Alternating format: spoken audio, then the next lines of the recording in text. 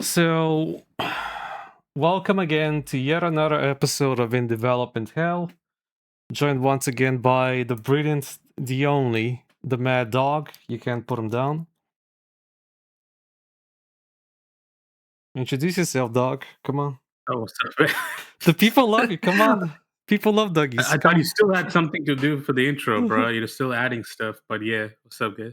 No, and so today I'm also joined by a special guest, Risad, a fellow dev once again. He's gonna help us with the situation because, as it turns out, France is in fire. France is in flame once again.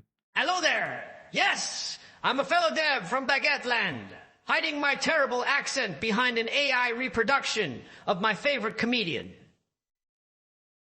But don't get discouraged by this lack of humanity, because I bring to the table a fair bit of insight you never hear on the American side of the internet.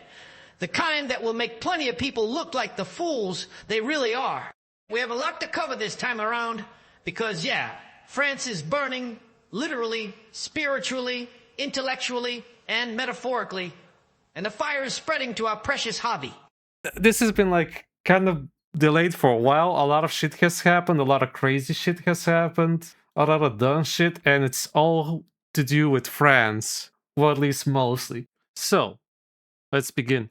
I'm trying to buy Paladins. I know how crazy this sounds, but please give me a few minutes. Paladins deserves a future, and I want to try buy it. Because Paladins is not just another dead hero shooter.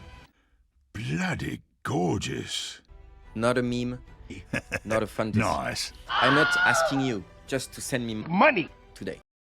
This cannot be one guy with a camera saying, trust me, bro. Step 5, raising money. I'm not necessarily asking for money in this video yet. To already start funding the big comeback, so we can already contact the big comeback. Trust me, bro. It needs adults in the room.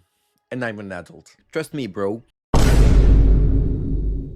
So did you know, folks, that Paladins 2 is an actual project? The game Paladins, for those of you that don't know, is basically Hi-Rez's attempt at making Overwatch, essentially. It's a graphically more cheap, but more well-balanced, I would say, fantasy Overwatch. That's what it is.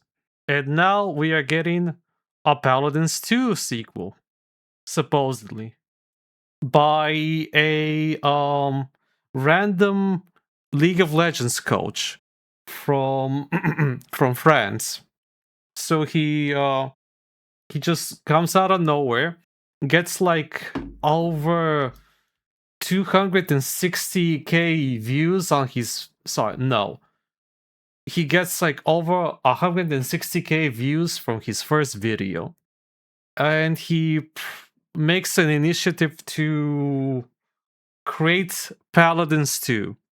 He's going to buy it from Hi-Rez. He's going to build the community. He's gonna build a sequel, and if that doesn't work, he's gonna buy the license. But don't worry about it, because there's a GoFundMe to help with that. We're gonna like get a lot of money, and this money ranges from about, depending on when you looked at it, about 22k initially to €1 million. So yeah. So yeah, he's like really dedicated, but don't worry, he totally doesn't need your money. That's why the crowdfunder exists, you know. I'm not asking you just to send me money today. Step 5, raising money. And yeah, I think it's amazing. It's great, don't you think?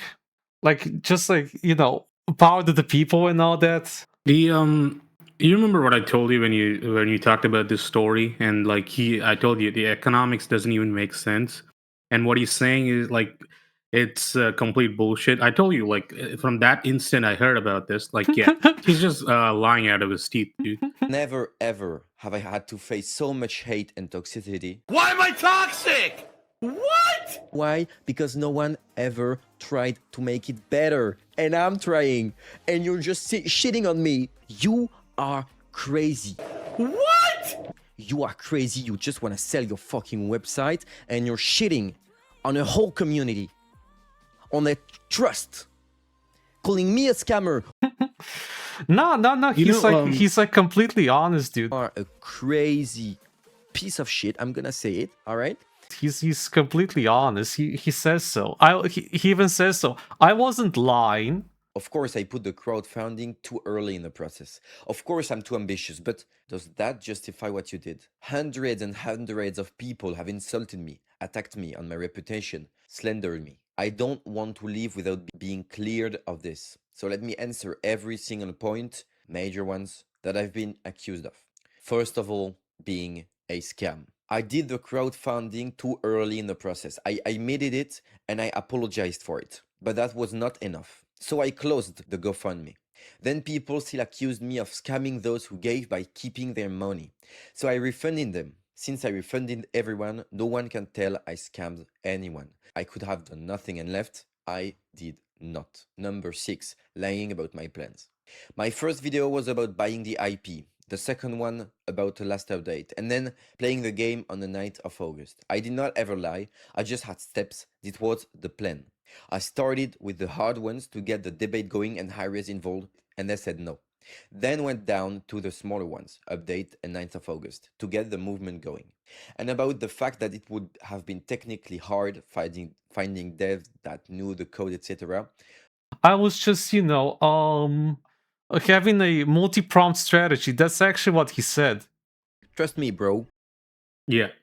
No, like if you just leave him out of it for just and take a look at like buying dead IPs and like license buying IPs which don't have licenses anymore, like tracking down the people who have these IPs, ownership. Like so, there's many canceled games right now, right? So what do you think companies are not clamoring to go search for those IPs and buy it and post because it takes money, right?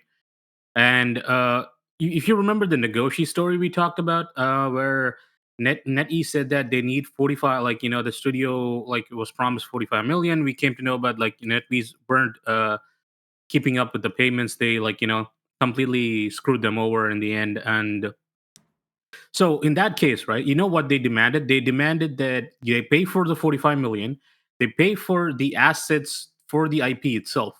So there's a lot of factors here. There's legal factors and economic factors. Like even if the game failed, the game died. People are like asking for it, but there is you can say, oh, the IP is only worth $10, $15. Like there is in economic sense, in the business side of things. Just step away from okay, you're a game consumer, a game dev. Just step away from that. There's a lot of things to factor in. Legal stuff, like money, like all of that, and you don't just start a Kickstarter campaign and the promise that, okay, I get €1 million, I'm going to buy the IP. That's not going to happen. They're not even going to entertain you if you just publicly say before even going to Hi-Rez. Actually, right? Hi-Rez did contact him, and they said that the IP was not for sale. Hi-Rez answered the video. That's crazy. For now, they told the game is not for sale. Of course, that's the current reality. Paladins is not for sale right now, but not for sale right now does not mean impossible forever. Companies change their minds. Companies change their mind. Situations can change. Community pressure changes things. And you know what? Money changes things. Yeah, that was after the fact. Yeah, right? after the fact, yeah. Yeah. I mean, it's honestly hard to keep, format it correctly because he changes the goddamn script so many times, dude. Why? Because no one ever tried to make it better. And I'm trying. And you're just shitting on me. He got into even beefing with other creators. He's saying random stuff like this. Why? Because no one ever tried to make it better. And I'm trying. And you're just shitting on me. If I do it, if it works, it probably won't. But if it does, more people will come to your website. Do the calculations, man. Do the math. What the fuck? Built on top of AI, right? So yeah, he's complaining on people shitting on him, as he likes to say, which is basically ask common sense questions. So, like, here, initially, like, I thought he was a very naive person, to be honest with you, dog. Because, it sounds like this, like, kind of like, I don't know, very wishy-washy hippie thing to do. But as time goes on, like, it gets more absurd. People are saying, is this a scam? Why do you need the money right now? Why are you, like, making a crowd fund before you build the community and whatnot?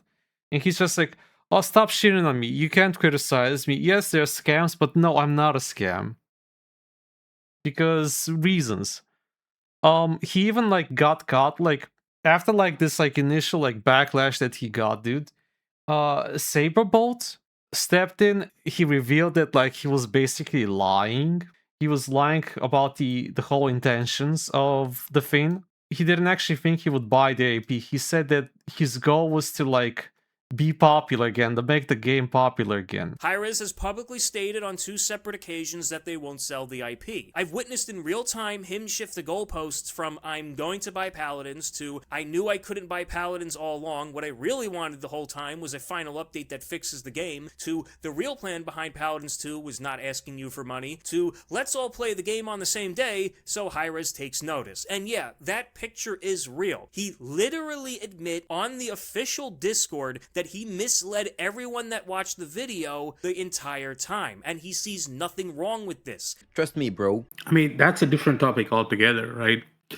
So if you're just trying to do a resurgence, then you go to like the community sites, try to like do an event so that people, actually come back to the servers, or you set up a server, you play there, whatever, right? But the thing is, he didn't do that. That's like you said, he's all over the place, and it's just, what was the end goal here? Well, he changes, like, his narrative, like, every day. Because, like, he's, again, made 6 videos. It's, like, first it's, like, buy the IP. Then it's, like, get a license. And then it's like, oh, no, of course I knew this wouldn't work. It was just to get attention so we could get ahead on the Steam charts. Which he did by, like, it's at an all-time high that the game is being played at, but it's a margin of 420 people. Like, it's a all year round high, but it's only like that many people you added. I managed to get hundreds of people play again on the game, making us at a 1-year peak of players. All this while being falsely accused from everywhere of being a scam. It doesn't actually, like, justify lying. Because the thing is, like, it's a very, like, it's a very, like, how should I put it, Frenchy, like, gay soyed out, like, mentality. It's their notion of a white lie. Foul peer. The idea that you can lie if things turn out for the best. It's basically being a consequentialist. Like, it's very cute in, like, literature and movies but whatnot, but it's just annoying for, like, actual people. Yeah, I mean, let's look at it from his, like, in his stance, where he has no body of work. He's not a game developer. He's not like a investor, business magnate, whatever, right? So he's only been a coach. Yes. So what does he know? What, like, again, he does nothing about game development. So you're raising money, okay? So you're going to put all that money into buying the IP. Then what? You don't have any money to develop the sequel, though. Dude, not only If you that, put- at one point I caught him, like, fucking saying that he would he would, like, use up all this, like, money that he's accrued to buy coaches to promote the game. That will make me able to pay, maybe some old coaches to talk about this, etc. What the fuck are you on about? You're not gonna, like, buy the game if you, like, buy shills. You understand that? Like, it has to go for a code process. Continue. No, yeah, it's like ultimately, I don't understand what was the point of everything, because he took down the GoFundMe, right? Yes. And it didn't even garner any like big like donation, so to say. What, like, 22 people donated? Like, how many people was it, like? I'll check the GoFundMe. Yeah, it's like, so what was the point 26 though? people, 26 people donated about 616 euros. Not even 1% of the Well, yeah, because total goal. I mean, because it's ridiculous. It's this is so confusing to me, dude. It's like a news like thing going on. So you just scam players. Just say you're gonna do one thing, they give you money. It's like, does he think this is like what, Well, like yeah, Kickstarter or some shit?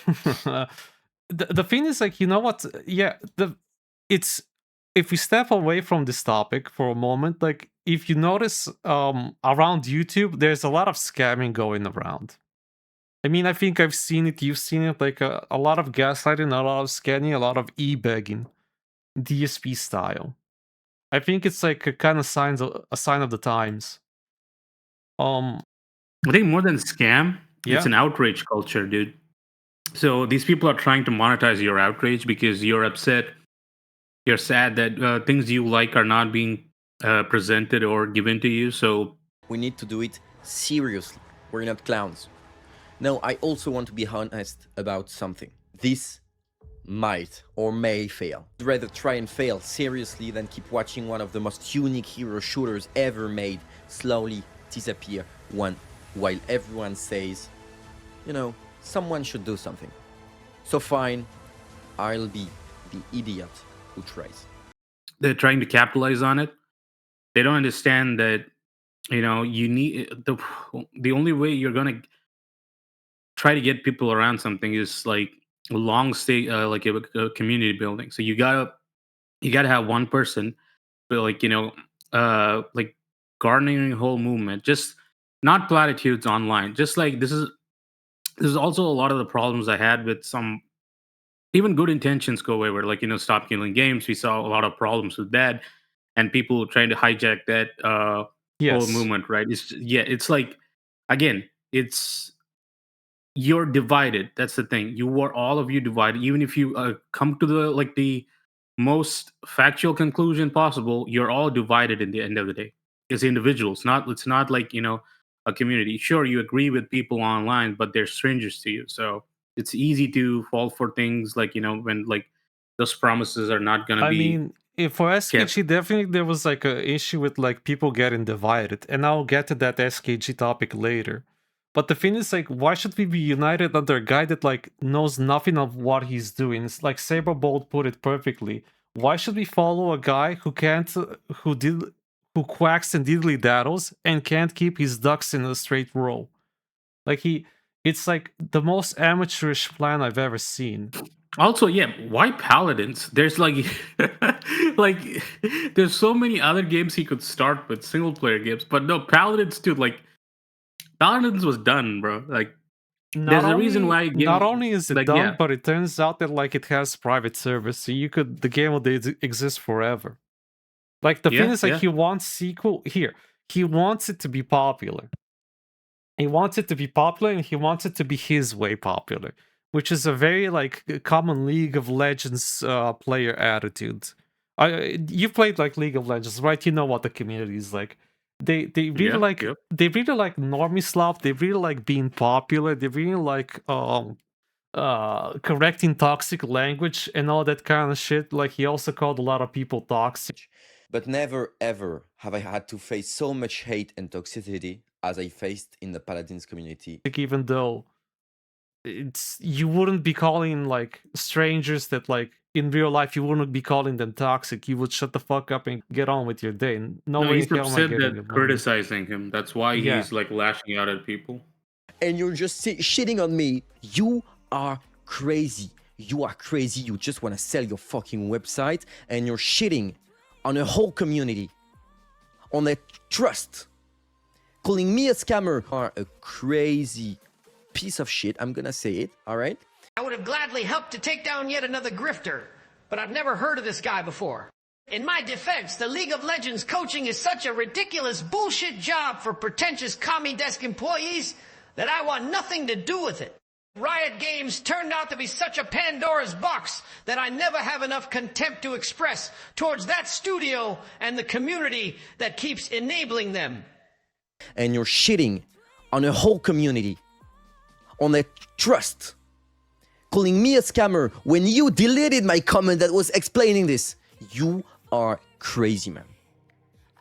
Okay? Please. Unlike this guy, unfollow this guy. I don't know who this is. Notice this he says is crazy. unfollow this guy. I'm just trying to do something cool. All right?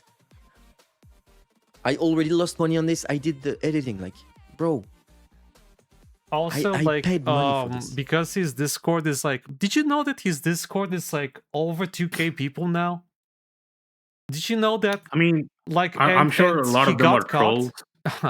Well, some of them are definitely are, because one of Cyberbolt's friends, Cyberbolt's friends, like, caught him. Like, one of the users said that, like, we should, delete Cyberbolt. Yeah. And yeah, that's he, as Cyberbolt again said perfectly well in his own video, he can't keep his ducks in a straight line, and we get like dumbass shit like this. So the thing is like, can I ask, like, if the game is like technically preserved? He didn't even know about the Tempest launcher, a community-driven initiative backed by former Paladins developers to preserve the game if it were to ever shut down. It's currently operational. There are working private servers you can play on right now. This was a huge deal when it was announced. How did he not know about it? All you have to do is play it, right? You can play it on a private server.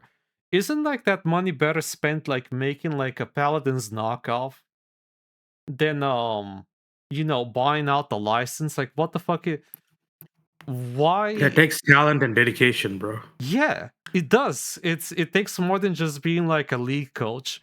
I don't know. What are the probabilities of having a single developer there in that Discord? Again, over 2K people.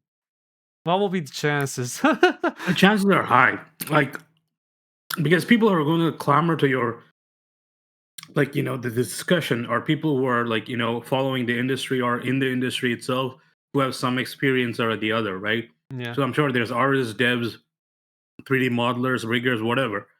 So you see a lot of people. Yeah. Yeah. I say get to work, forget about Paladins 1. Paladins 1's fine. Get to work and make your own game. Like, but here, after the second video, I just, like, lost any sympathy I had for the guy. Like, here, as far as I'm concerned, it's some kind of scam. Like, he did say that, as far as I know, crowdfund would give back the money. But the thing is, I assume he would do some kind of, like, weird investing thing, where he would, like, take the money out, invest it in something, and if he makes a profit, he can, like, put it back in the piggy bank, right? So Yeah, it's like basically a pyramid scheme. Yeah, I feel like that's the only logical conclusion. I've even like checked out his site. He has a really good camera, actually. He has a really good camera on his own site. Not so much here on his living room, because I suspect, again, that the business isn't like working out for him as well as it should. So yeah. So I don't know what to say. Like, I could spend hours talking about a single crazy man, but we have 1,000 other things to do. Like, I'll just say like this. Stop getting into stupid hype cycles. Stop getting suckered in. And be careful, because like YouTube is not a cozy, high trust place anymore. What about you guys? Let's be brutally real here. Why the hell would you hire this kind of coach? I can only think of the new guy, desperately seeking help because he got bullied by his colleagues to play this spyware. Spray can't bring anything valuable to the table to justify any of this humongous money begging. And he never faced the criticism. Instead, he just reverted the accusation like a typical narcissistic pervert. At this point, this is just spray and pray. Reach around the fools and milk them, if you catch my drift. Let's just hope the Paladins community will flush this turd and move on. I don't know, bro. Like, for me, I don't think any small project lifting off by itself can gain any significant progress done, right? Even if, like, someone has the best intentions in mind. It's just like the industry has become too big, and the talent has like completely evaporated, so to say. There's no dedication anymore. There's no like we just saw, like earnest, like, Nagoshi. yeah, just like someone who's like in the game just for the sake of the game itself. Like no one does it. No one plays video games for the sake of for the sake itself. It's just a hobby now, and you can monetize it. You can like make money off it. Like the day before game, if you saw It's a it, that was hustle. It's promised. a hustle, you would say. Not even a hustle. A hustle would be that it's enriching a lot of people, right? But this is like I said, it's a fucking scam. These people are con artists at the end of the day because they're playing on your emotions, and they're not playing on your factual thinking. They're not giving you facts. They're not giving you hard evidence, so to say. It's just all feelings and what we can do from there. So Mm-hmm. Hi, so a quick little update. While updating this video, new news have come to surface. It appears that the mods of the Paladins 2 project have completely splintered off and disassociated with Spray, choosing instead to build their own community called the Paladins Impact Project and I guess have fun. So there you go. People learn to be proactive and take initiative on their own instead of waiting for a cult of personality to get things done for them. After what it seems like many blunders, including the revelation that Coach Spray himself was trying to auction the channel in a shitty website, basically build an abstraction to sell it off eventually.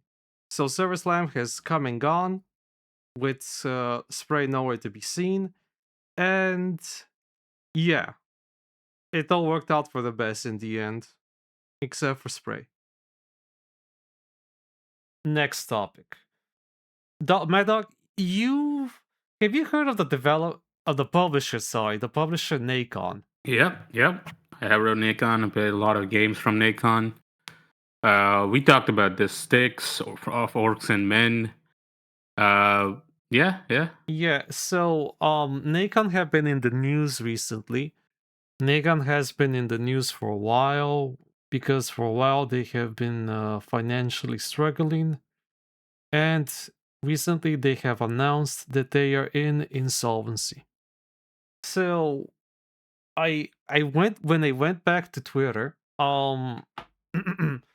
I heard like this like very weird like contradictory news where like the developer of one of Nacon's upcoming games got completely canned and got Yeah. terminated. Like Midgar Studios, they were supposed to release Edge of Memories by the end of this year, the fourth quarter of the year, somewhere.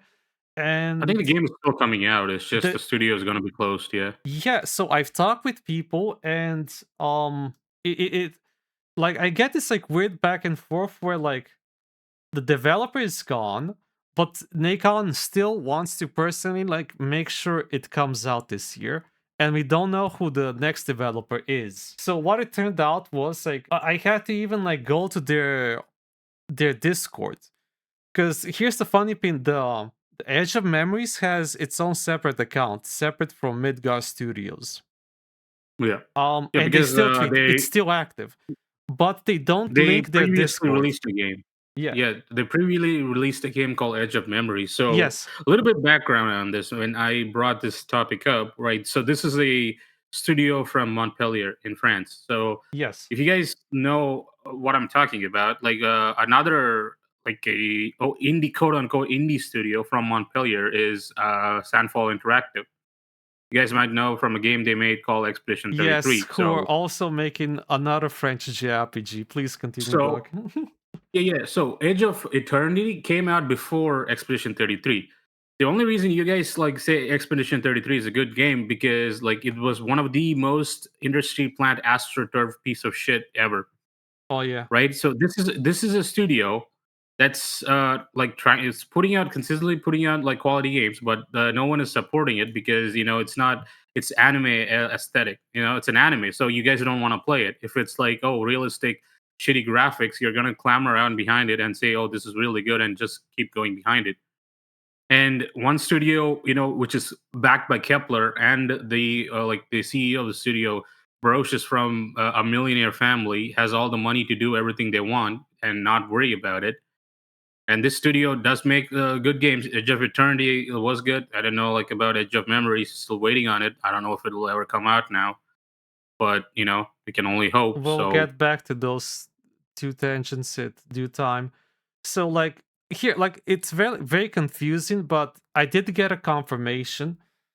What actually happened is Nacon is how should I put it? It's like under French law, it's a tribunal where like judges and creditors have to decide what happens to Nacon and all its assets. This includes Cyanide and Clayton and other games. They claim in official like investor reports, press reports that they still actually do want to like release the game. So how about this, Risad? You know more about the law of the land back at Baguette Land. What can you tell us? Man, you really can't dunk on a grifter and call it a day anymore. They just keep lining up for it. So here we are once again lost in Baguette Land intricacies to try to make some sense out of this mess. Looking at it, I see a lot of wishful thinking, like with SKG. Let me go into the boring legal stuff to give you a better understanding of the situation. Now it all starts on May 27th, when Nacon, the publisher, ended in cash flow insolvency, and according to French law, they're now under a procedure of judicial reorganization. It is a last resort court administration system to attempt to save the company and preserve as many jobs as possible. At least on paper. What this means is that Nacon is surveilled by a judge and an administrator. Any important decision now requires a ruling, and the assets are frozen. At the same time, Nacon must defend that case to convince the court the company may be saved. The reason I'm taking this angle is to explain where the information concerning the release of the game comes from. Just get rid of all the Discord yappers who don't know jack shit. Focus on the facts, and it all comes down to this. A document Nacon sent to the court vaguely stating they still intend to release the game next year. It's an incredibly difficult position to hold, and the fans are essentially taking the potential exaggerations of a company that is both hands tied and begging for its life without any grain of salt. The developers are gone, the studio got liquidated on July 20th, the administration left them no alternative. In other words, for this game to be released, it means the other cash publisher needs to finish it with its own remaining devs or outsource the work somehow. yeah, that's such a stupid way to decide what happens to the like studios and IPs, man. Like, yeah, just leave it to people who have no idea and will gut and like cannibalize everything they can to like just. It's it's to save face though. I'm not gonna even like entertain like that this is a serious notion. If you like look at their report, by the way, they still want to release The Mount, which is like a game they like commissioned from Team Ace, if you know who that is. So like eventually I went to their official Twitter Discord, sorry, to the official Discord, and here's what I found. I found like this like very strange conversation where like a single user over here, Lord Silver, he's like asking about the same things that I'm concerned about. And he gets like, first of all, he gets like a response from a random user, just no one in particular, this jungle predator. Midgard Studio is done.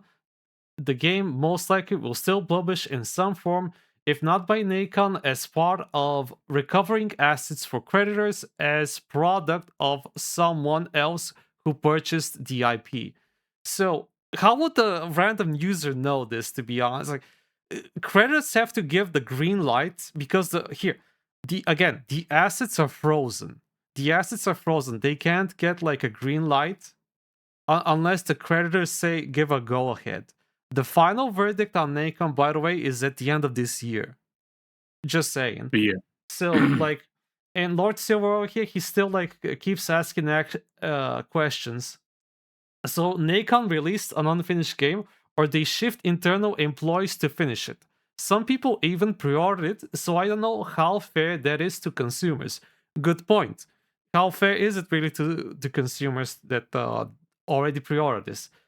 Again, this random user who has no credentials, by the way, Jungle Predator, says it's not for pre-order. And who says it's unfinished? So here, like, what is this language? Who says it's unfinished? Here, if it's not out on the market, it's because it's unfinished. I don't think that needs explaining. I'll get back to the pre-order bit later.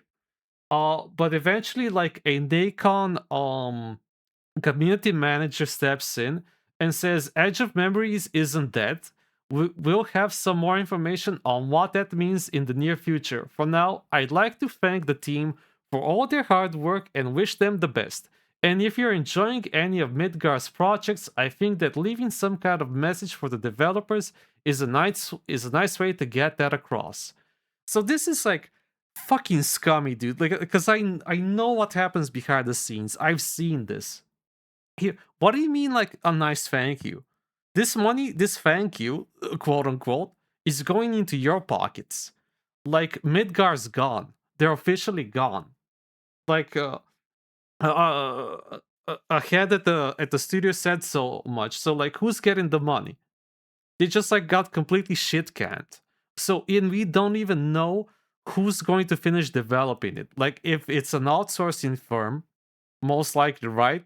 If it's an outsourcing firm, it's gonna cost you a pretty penny because they would have to work overtime to finish someone else's game. All right. I mean, it could also be that it's almost like 90% done, and they're just having the same studio themselves just get it to the finishing line, and pay them and just close down the studio while releasing it. But the issue is, if they do release it, right? There's like who's gonna update it if there's any critical A level stuff that True. needs to be looked at. So True. that's the question. The rumors of layoffs, by the way, were like as early as April. Just saying.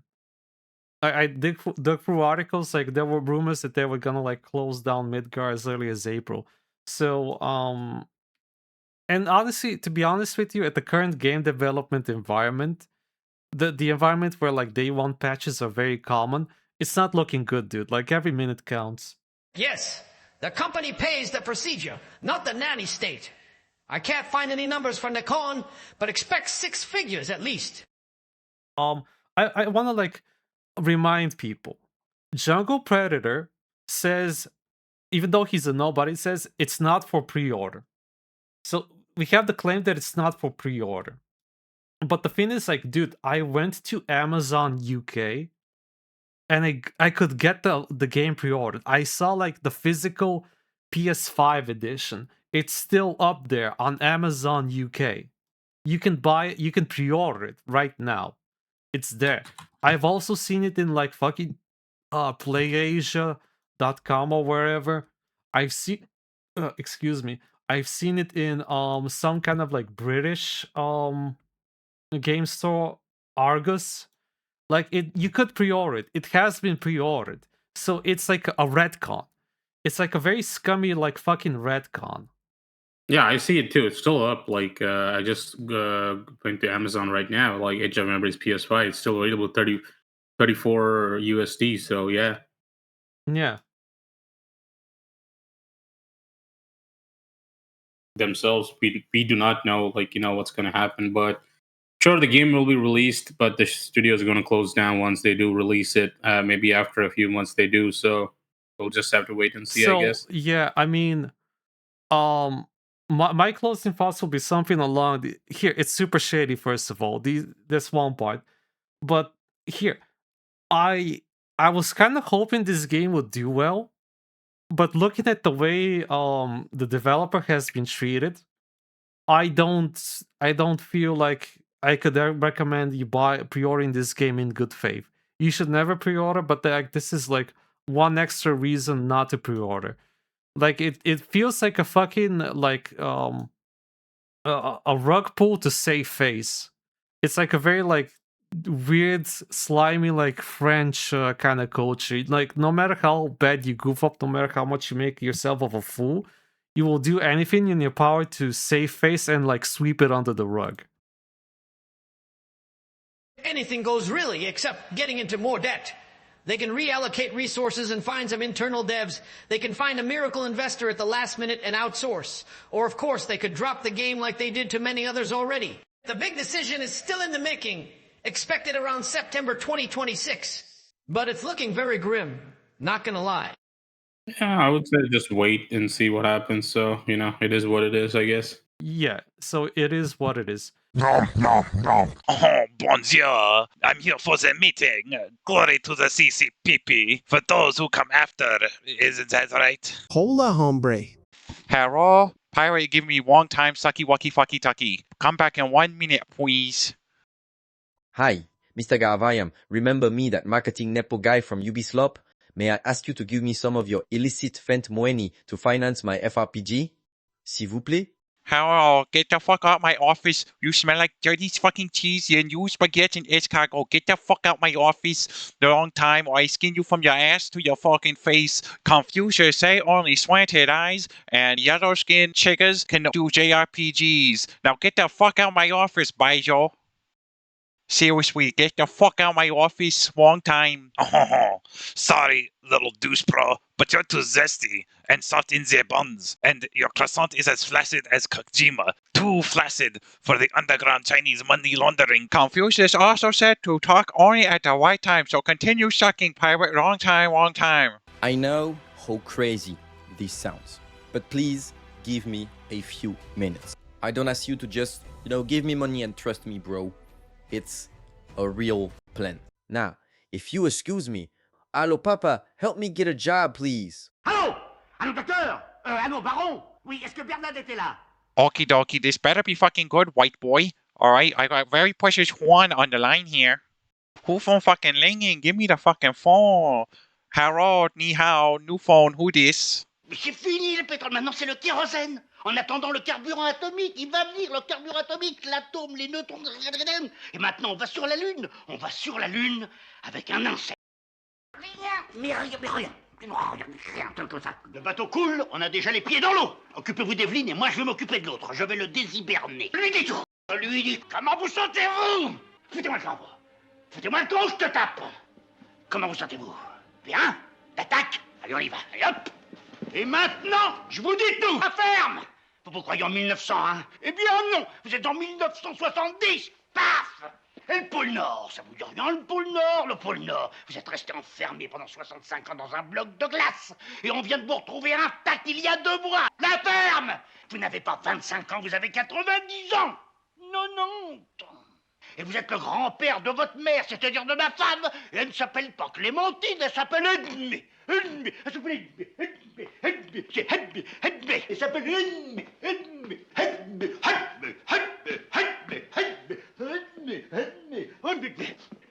Je vais en avoir des choses à voir. Ce n'est pas fini. Et vous foutez moi quand? Alors, au pôle Nord, vous n'avez jamais eu d'accident de cheval. Jamais! Vous avez fait naufrage. Et face à la mort, vous vous êtes bourré de whisky et vous êtes tombé dans la glycérine. 5,000 celebrities later. And the Game Award goes to Claire Obscure, Expedition 33.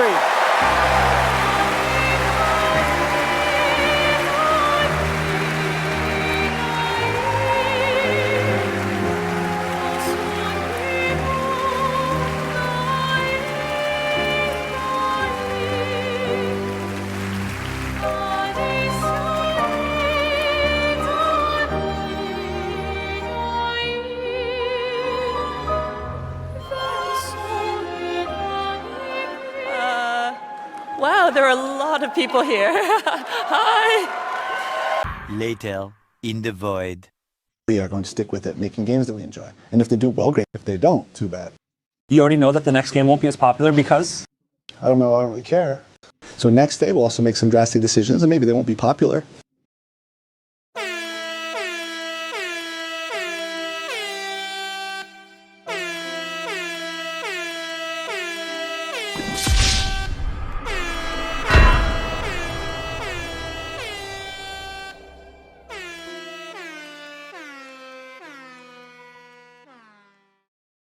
Next topic. So this has been like a long time coming.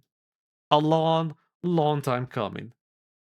Once again, we have moral grandstanding from one of the most astroturfed, overpraised, performative, fake ass developers that I've ever seen in all my years of gaming, in all my years as a developer. I'm talking about, I'm just gonna.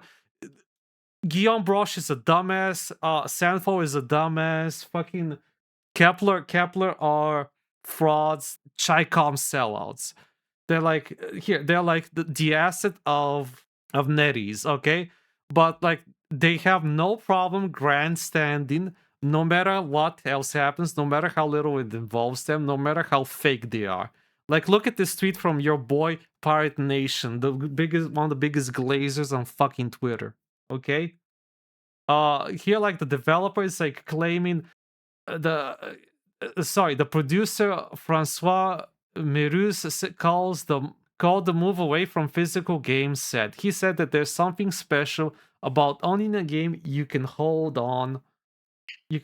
put on your shelf, and come back years later. To him, games are a work of art, and physical copies help preserve them. The team admitted that releasing the game on disc is more expensive and complicated, especially for a small studio, but they still felt it was worth it because they knew a lot of players still care about physical editions, blah blah blah blah blah. So it's I'll purely say performative. this, right? Yeah. Yeah. Like, look at the keywords. Small studio, right? I'll just give you a recap of what happened with Expedition 33. Before even the game released, it got a movie deal, right? Yes. And for voice acting, they hired Andy Serkis and Charlie Cox. A-level, like They A-list hired actors an from opera. Hollywood. They hired the personal opera team.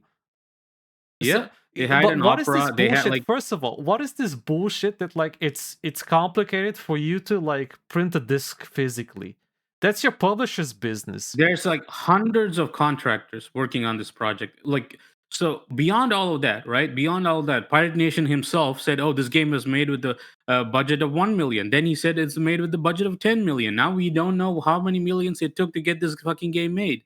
Yeah. Again, you lose money on physicals, but that's not the point. You're not paying for it. The studio is not going to pay for it. The publisher is the one that's handling, because Sandfall Interactive is not an independent studio. No. They're under Kepler. Not only under Kepler, fucking Guillaume Broche himself is a fucking nepo baby. He's like an heir to the like Broche like Empire, real estate, Like, real estate empire. Like his first job at fucking Ubisoft was like a narrative designer or like brand design marketing. Yeah, brand design. I don't think it was narrative. He has never touched narrative. He touched narrative at like one of the Heroes of Might and Magic games, but like he started like as an intern at brand design marketing. Basically, one of his friends, like one of the OG crew members, is Jessica Svedenberg.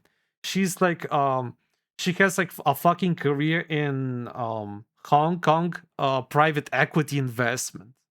Like we're still pretending this is an indie team that like supposedly made this game with a budget of 1 million. Like it's so fucking bullshit.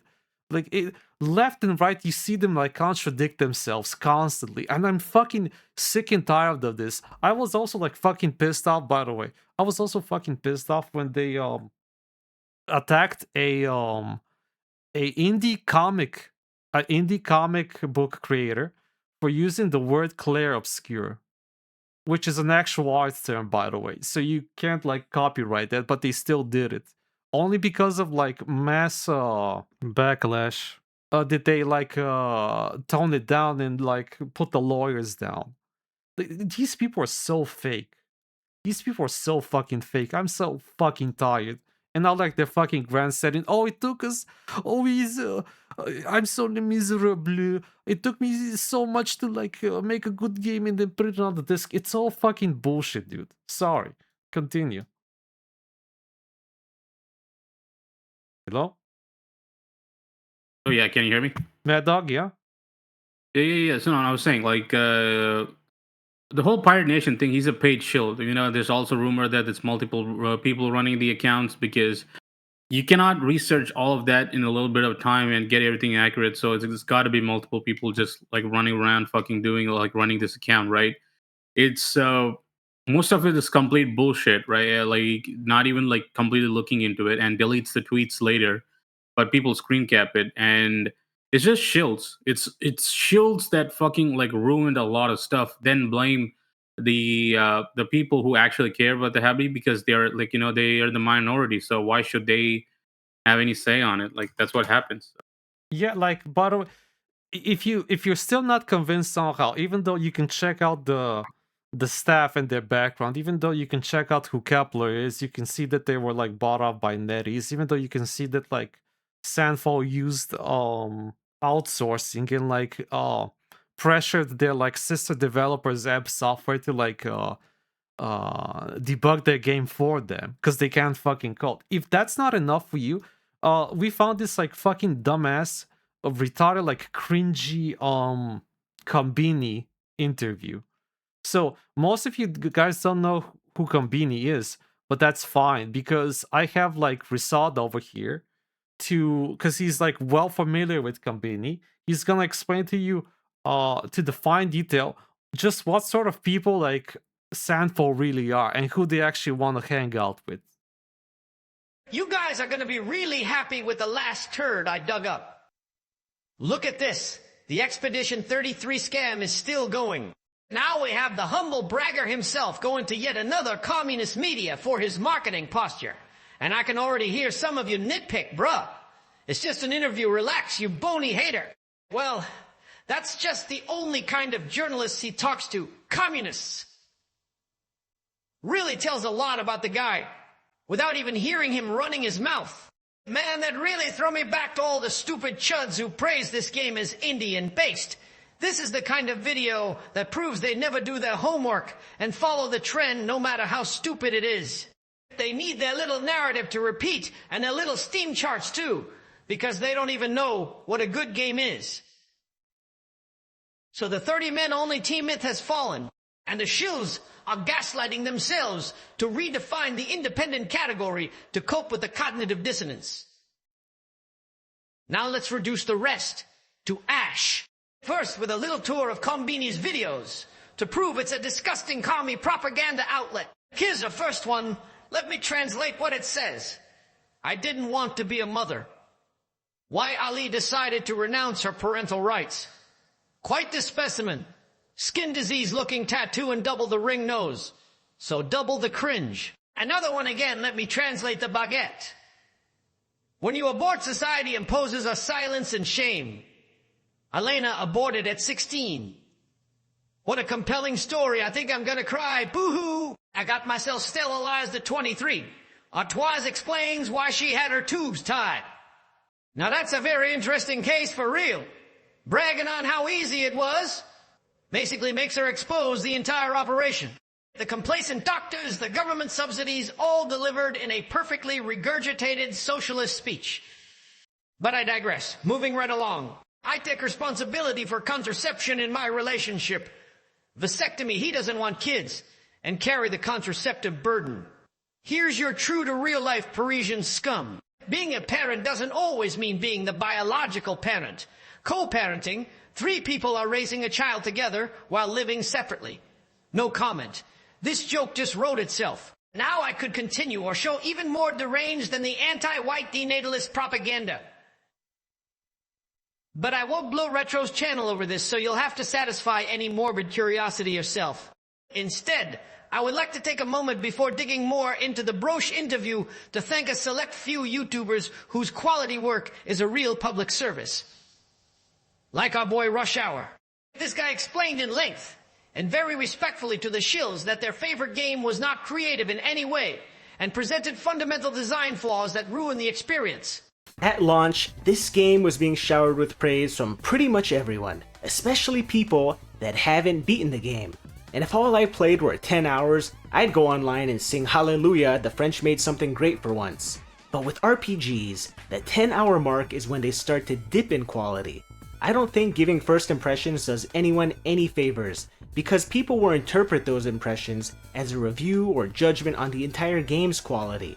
What we have here is another Baldur's Gate 3 situation, where a studio pushed out a competent, finished game in an era where most games are either unfinished, uninspired, or flat out a waste of time. It's got a vast, beautiful soundtrack, even if I can't remember most of the songs because there's so many. It doesn't go through the motions, and that's why I said that sense of passion is made clear throughout its runtime. But, and this is a big, tremendous but, Expedition 33 is a mediocre game. For all the praise I can sing about its environmental art, the exceptional voice work, the return of the traditional RPG overworld, when it comes down to what matters most, gameplay and story, that's where Expedition 33 falters. Before you jump down my throat and interpret my following complaints as a statement of objective fact, I might as well add a disclaimer. Just pretend that the title of this video says, "In my opinion, Expedition 33 is mediocre." None of this is a personal attack on people that enjoy the game. This is just my experience. I shouldn't have to say this, but experience has shown that people need this reminder for some reason. In response, he suffered from malicious false report and lost his channel for a few months. He has the receipt to prove he's a real JRPG connoisseur, and this interview completely vindicates him. Especially when Broche himself lists all the influences behind AstroTurf 33 like Rush Hour did a year ago. Thanks also to Threat Interactive. While he limits himself to graphics, he showed really well that there's no technical expertise at Sandfall Interactive. Now, it doesn't take an expert eye to notice they destroyed their image quality by whimsically mixing image filters like your typical reshade scammer. But he can explain why it fundamentally doesn't work better than most people on the platform. Thanks to Venom Snack, he was a bit late to the party, but he was mostly right and took his share of flack too. Thanks to Persuya, the Soy Father, a baguette reviewer, and as far as I know, the only French guy who did an honest overview of the game's quality. Even though he's a shill, his hard work is the undeniable proof for any wannabe revisionist that the release date was a mess. Any other game would have been publicly humiliated into oblivion over this. And of course, thanks to our favorite Retro Knight, a pioneer who investigated first the studio and publisher businesses, exposing real felonies that would be worthy of legal action in a fair world. In fact, I'm leaving you guys the honor of cracking this fraud. Thank you for the information, Result. Like, I just want to point out this is your hero. So he says like a lot of contradictory shit, but also a lot of shit that exposes him. Just as bad as like when he took a selfie with Anita Sarkeesian, by the way. A lot of people turned a blind eye to this one, but they don't notice when he mingles with like open communists. Okay, I'll add this about Pirate Nation as well. Feel free to chime in, but like Pirate is like, here, he's like an example, like a fake ass grifter that will do anything. He will sell his own asshole just for pennies, okay?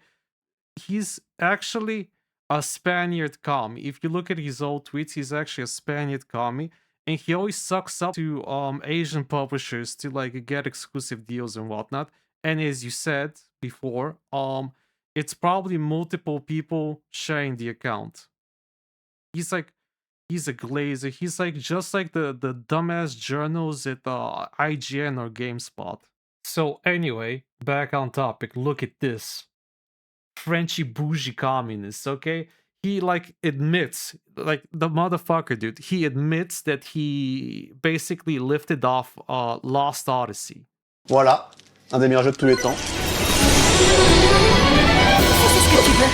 Pour les gens qui n'ont pas joué à Lost Odyssey, c'est un RPG du coup de Hironobu Sakaguchi, donc le papa de Final Fantasy. Quand il a monté son studio Mistwalker et que c'était au début de la 360, il a sorti Lost Odyssey, qui s'est fait... Et en fait, aussi, un truc qui m'a vraiment marqué, c'est que c'était le dernier turn-based un peu ambitieux avec des graphismes réalistes. Après, on a eu beaucoup de turn-based, il y en a encore beaucoup, hein, les Octopass, les Persona, même les Yakuza Sime, mais les turn-based avec des histoires dramatiques, ambitieuses, avec des graphismes réalistes, il y en a plus depuis Lost Odyssey, c'était le dernier, et du coup, c'est encore plus fort dans mon cœur, parce que c'était clair-obscur, pour moi, c'est un peu la relève de ça, quelque part, parce que as you know, Remnant, by the way, himself alluded to, it's basically a repainted Lost Odyssey. I mean, you can also go to what is the other game I was telling you about, the PS2 one? The Legend of Dragoon. Legend of Legend Dragoon. Yeah, Legend it's of like Dragoon. also- Ça, on peut en parler, Legend of Dragoon. Mais pas comme les gens pensent qu'on puisse en parler, puisque mon histoire avec ce jeu, c'est tout le monde depuis la sortie de Clair Obscur me dit « Mais c'est comme Legend of Dragoon !» Et moi, je n'ai jamais joué à ce jeu. Je ne l'ai jamais eu. En fait, je le voyais dans les magazines. Bah, du coup, on avait un peu le choix entre ça et Final Fantasy. Du coup, on prenait Final Fantasy. Mais il y a un système aussi de QTE sur les attaques, donc tu peux faire des combos comme ça, qui est très similaire à ce qui se fait dans Clair Obscur. Mais tout le monde me dit « Ce système est rappelé Legend of Dragoon !» Toi, tu n'as jamais joué? Vraiment, je ne savais pas. Et depuis, t'as pas voulu l'essayer après la sortie? Si, j'ai essayé du coup. En fait, j'ai essayé même pendant le développement, parce qu'il y a des gens de l'équipe qui en avaient parlé aussi. Et j'ai regardé, j'ai fait oui, c'est assez similaire, parce que t'as ce truc de QTE dans les attaques, mais qui est plus central chez eux que chez nous. Chez nous, c'est un peu plus simple, slash optionnel. Mais je le ferai un jour, parce que du coup, tout le monde me dit de le faire. Faut juste que je trouve le temps. C'était une inspiration non volontaire, quelque part. Yeah, he also ripped a lot of shit from there. So like, he's just fucking lying to his fucking. He lies so man. much. He lies so much. Like he plays all these JRPG. It's basically his job and his hobby since he was, I don't know, a kid. But he never played Legend of Dragoon. Like it's so fucking annoying, dude. Like notice how he flips it. Oh, I've never heard of it. Oh, but I played a bit of it. Oh, but it was unintentional inspiration. Oh, but I never played it. Which one is it, dumbass? How come like the one game that like you straight up ripped off from, that one you didn't play? How fucking convenient. Like he's such a massive liar. I don't even care. I'm gonna like expose everything, like every little like contradiction that he makes on this like commie fucking interview. Okay? He says like all sorts of dumb shit, dude. He like says that like he says that like the God of Soy, God of Ragnarok, he even says like that the new ones are like better than the old ones because they have more emotions and stuff. Bon, l'histoire, un peu moins émotionnelle, Kratos c'était un peu plus juste un énorme bourrin, mais bon, le reboot, c'est exceptionnel ce qu'ils ont fait. Enfin, pour nous, c'était un peu l'objectif à atteindre. C'était, putain, si on arrive à faire ça niveau histoire et niveau storytelling, c'est le gold standard de l'industrie, quoi. Bon, ça, c'était pas le gold standard niveau histoire, mais niveau gameplay, réel, epicness, tout ça, c'était fabuleux. I mean, that should tell you about, like, you know, what kind of player he is. So, like, anyone who fucking likes a lot of the newer games just because it's more accessible says a lot about where you're coming from a designer mindset, you know? See, like, why does he like it so much, though? Because it's, like, fucking, quote-unquote, the gold standard in the industry. But aren't you, like, a fucking indie developer that wants to make something niche? Why do you, like, appeal to, like, this, like, normie slop bullshit? Like, what They're not else? even the same fucking genre bracket, dude. That's how fucking stupid that It's statement more like a is. soul slot like than anything else. But this is from the same genius, okay? The same genius that believes like games like Bayonetta are a fighting game. I actually checked the fucking translation. He did actually say fighting game. Bah, du coup, du réalisateur de Devil May Cry 1, qui était Camilla, qui était un peu le successeur spirituel pour lui de ce qu'il a fait quand il est parti de Capcom et qu'il a arrêté Devil May Cry, qui est aussi exceptionnel. Niveau feeling, niveau action, combo, enfin, c'est un des meilleurs gameplays de jeux de combat de tous les temps, encore aujourd'hui. Like, here, how does this make sense to you, dude? The fucker, like, he's such a fucking slimy hypocrite. Like, he also, like, by the way, says, oh, I don't like open world games. I don't like open world games, but like a lot of his favorite games are like open world. Like, he likes AC Odyssey, by the way. He's played Final Fantasy Online.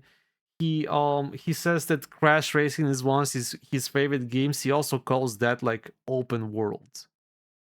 And it was Crash so a fucking open world game. well, that's what he called it. What the fuck is he on about?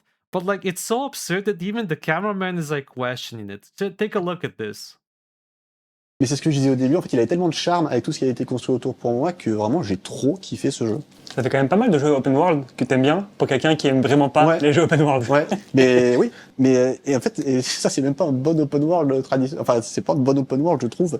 Il est pas très bien designé, il y a pas grand chose à faire, les quêtes c'est un peu du FedEx. Et je sais pas pourquoi j'aime ce jeu en fait. C'est vraiment mais j'aime trop ce jeu. He's talking about Final Fantasy 15, which is totally an open world game. Mind you, even Final Fantasy 9 was an open world game, I would say. But the thing is, like, what are we on about? Like, he glazes all the mainstream stuff, never like pushes back on it. He never like gives it any like hard no or hard pass. He like of course favors his own Ubisoft game. It's a safe option, bro, because he's got to appeal to the normies. He's If got to appeal you to the normies. He has to like build those connection. You know that it's all about that networking. yeah, because he cannot like so if you truly are want to stand out and like truly want to do something unique, you're gonna ruffle some feathers because there's a lot of traditional people who just buy the game towards brand recognition and nostalgia. That's it. You know, they don't like it being questioned. So if you don't actually disagree or talk about a lot of the issues in certain genres or topics or games or like titles like from big publishers, then what is the use? You're just like saying nothing of value. So why should people listen to you? Because his dad is like a multimillionaire. That's why. It's the same reason he got hired. I don't care the backlash you get. It is what it is. You can go to LinkedIn and you can check it out yourself. Easy. Like another thing, dude. Like at some point, he like they ask him, "What are your skills? What are your skills?" And he says like, "Well, I don't know how to draw. I don't know how to code. I don't know much of anything. My skill was math. I'm good at math," he says, "but I'm a terrible accountant." Tu mets des trucs ensemble, tu fais ta démonstration, t'arrives à la fin, ça... X égale 2, c'est le bon résultat, tu défonces le boss, t'es content, et j'aime ça. T'étais fort en maths? J'étais fort en maths, ouais. Et très très nul en compta, ceci dit. Je sais pas pourquoi. Ce qui n'est pas terrible en tant que directeur de boîte, mais bon, bref. How the fuck? Here, like, he studied economics. You can look it up. He studied economics. You can look up his LinkedIn. So, how are you bad at accounting? You even said like it's embarrassing as like a head of the studio to be so bad at accounting. But here, Guillaume, if you're so good at math, can you like explain to me why your game is like so imbalanced?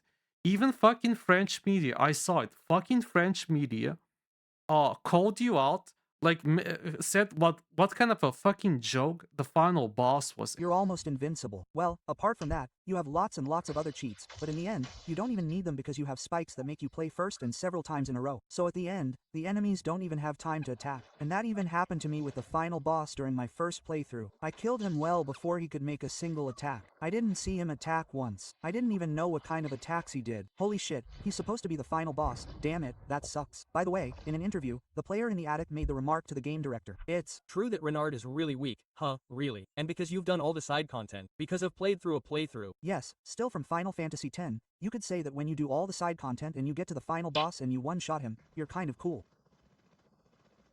I don't know what to say actually. It seemed to me that there was a sort of consensus on the fact that an ending that's too easy is kind of crap. And not just in video games. In fact, it doesn't matter what the medium is. Generally, we prefer an epic and difficult fight to an unbalanced victory that's won in 2 seconds. And in general, I find unbalanced fights average, but in a turn-based game, it's even worse. It's like there's no fight at all. You just see an enemy standing, you choose an attack, you see the enemy just waiting to get hit and there you have it, the fight is over. So then, there's a huge difference between being able to exploit the game's mechanics to one-shot a boss and rolling over the final boss by default just because you've done some of the side content. Well, that's subjective, but personally, didn't I think it was a bit cool? I was just super disappointed. And you're like, haha, it's intentional, it's just like FF10, bro. You do this like slimy deflection. The real end boss was judged. Like fucking you Yevon, the tick was basically a plot device. Your game is like so poorly like balanced. And you have no skills, but you dare like lie to me about this shit. You're a mathematician now. Dog, what do you have to say about this? Like you have like we both have like fucking different skills, right? What's your take on this? I mean, when it comes to design, right? Like JRPGs are supposed to be played a certain way. Well, like that's the whole appeal of JRPGs, right? You introduce all this stuff where, like you just said, the design element of the bosses themselves don't matter because it just gets to a point where you're just like it's like a parry slop, right? And yeah, the thing is, I think like along the way they just stopped caring during development, and let's just say like, okay, this is what it's gonna be, and this is how we're gonna make it, and they just stuck to it, which is like not good design. Because again, like there was a lot of criticism. The last boss wasn't like really fun because you can just like uh like stack the damage, so to say. Like that's what I mean. Like he's not a really a good fucking designer. Like because they don't have any idea. Everything in their game is taking from something else. Like that's not a bad thing, but the problem is you need some hook to make your game stand out, which honestly he doesn't have. Okay, Like so you know who else isn't a designer? Shift Up's head, Kim Hyun Tae, right? He's not a yeah, designer, but he's like an artist. Like, so everyone has like something that they can contribute to the table. Guillaume has none of that. yeah, He just said, like, trust me, bro, I know economics. Do you understand like how like fake and nepo baby that sounds? yeah, yeah. So here, like, he basically admits like the silent part out loud. It's all about meeting the right people, as he likes to say over here. He Yeah, but Mhm. meeting the right people is still not enough in the sense that again, it takes money, dude. Like, why is no one like talking about the most basic thing, which is important to making fucking games, is that you need a lot of fucking money because even in places like European countries, it may be much cheaper than in the US, but it still No. takes a significant amount. Like we're talking about labor costs, like Mhm.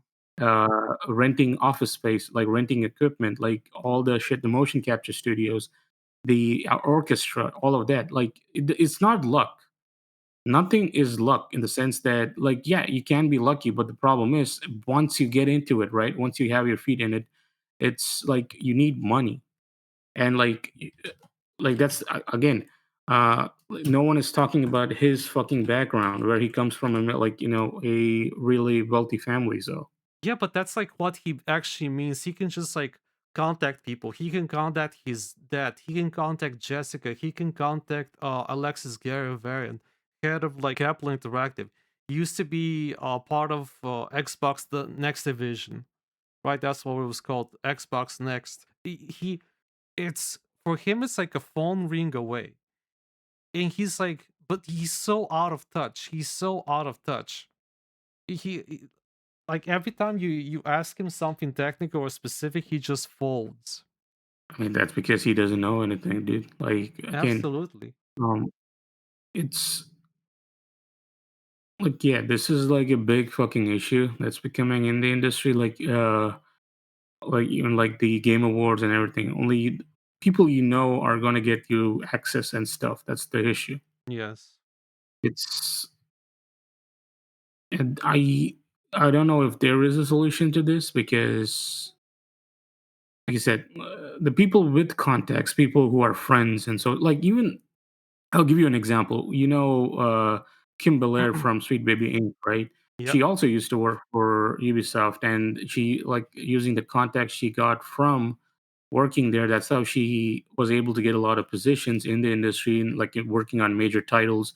When she like opened up her own like consulting firm, where it basically does nothing when you think about it.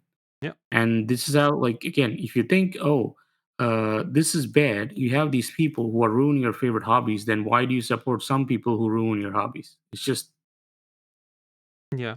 I don't know, man. Like it's the fucker, like, you know what he does challenge though? Check this out. So he likes all this like random stuff. You know what he has a problem with? Check this out. Dead or Alive, ah bah. Ah oui, c'est pas le jeu de combat là. Ah oui, non, ça c'est le jeu que j'aurais aimé avoir quand j'étais ado mais que j'ai pas eu. Non, j'ai beaucoup joué à Dead or Alive 2 et 3. C'est les premiers jeux de combat avec Guilty Gear où j'étais vraiment saigné de chez saigné. Le gameplay était exceptionnel. On a un peu tendance à dire c'était des jeux pas terribles parce que c'était un peu beauf. Et ouais, vu qu'il y avait ce truc de... Un peu de beauf pervers. Un peu de beauferie pervers. Et c'est un peu le truc, c'était tellement assumé in your face que c'était... Bon, oui... Look at this fucking soyed up like fucking baguette dude. So he talks like a fucking redditor. He gives like a pass and a freebie for like the most mundane, uninspired, retarded shit, but he shits on Itagaki's work. Okay, why? Because it has like sexy girls. It's like redneck humor. That doesn't even fucking make sense. How is Nagoshi fucking a redneck? He's not in America. No, it's not Nagoshi. It's like Itagaki. Oh yeah, sorry. Yeah, Itagaki. Yeah, so sorry about that. No, because But like yeah, it's the French word is bof, which basically translates to the same thing. Again, we've like checked this out.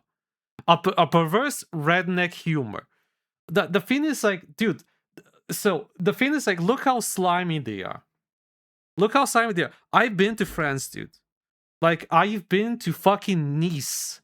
I've been to the beaches of Nice. It was very nice, and the girls dress like pretty much the same way.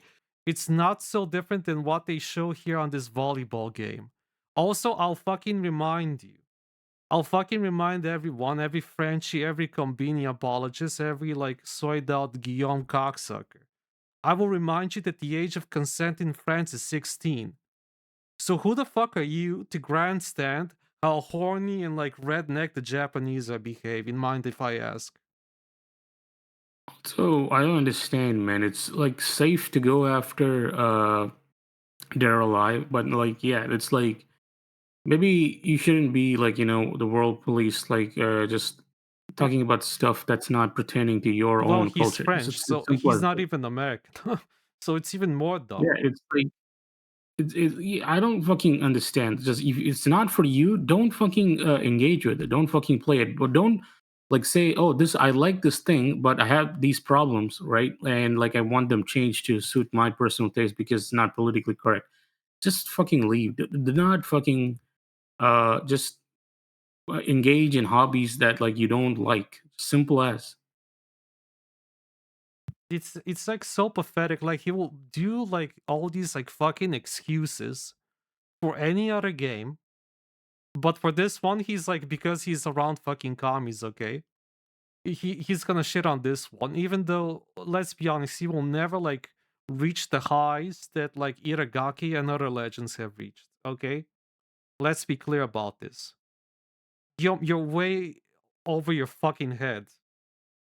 If you start moral grandstanding on this, you will get your ass kicked hard. Okay, you will get your ass kicked so bad, even Pirate Nation will not be able to save you.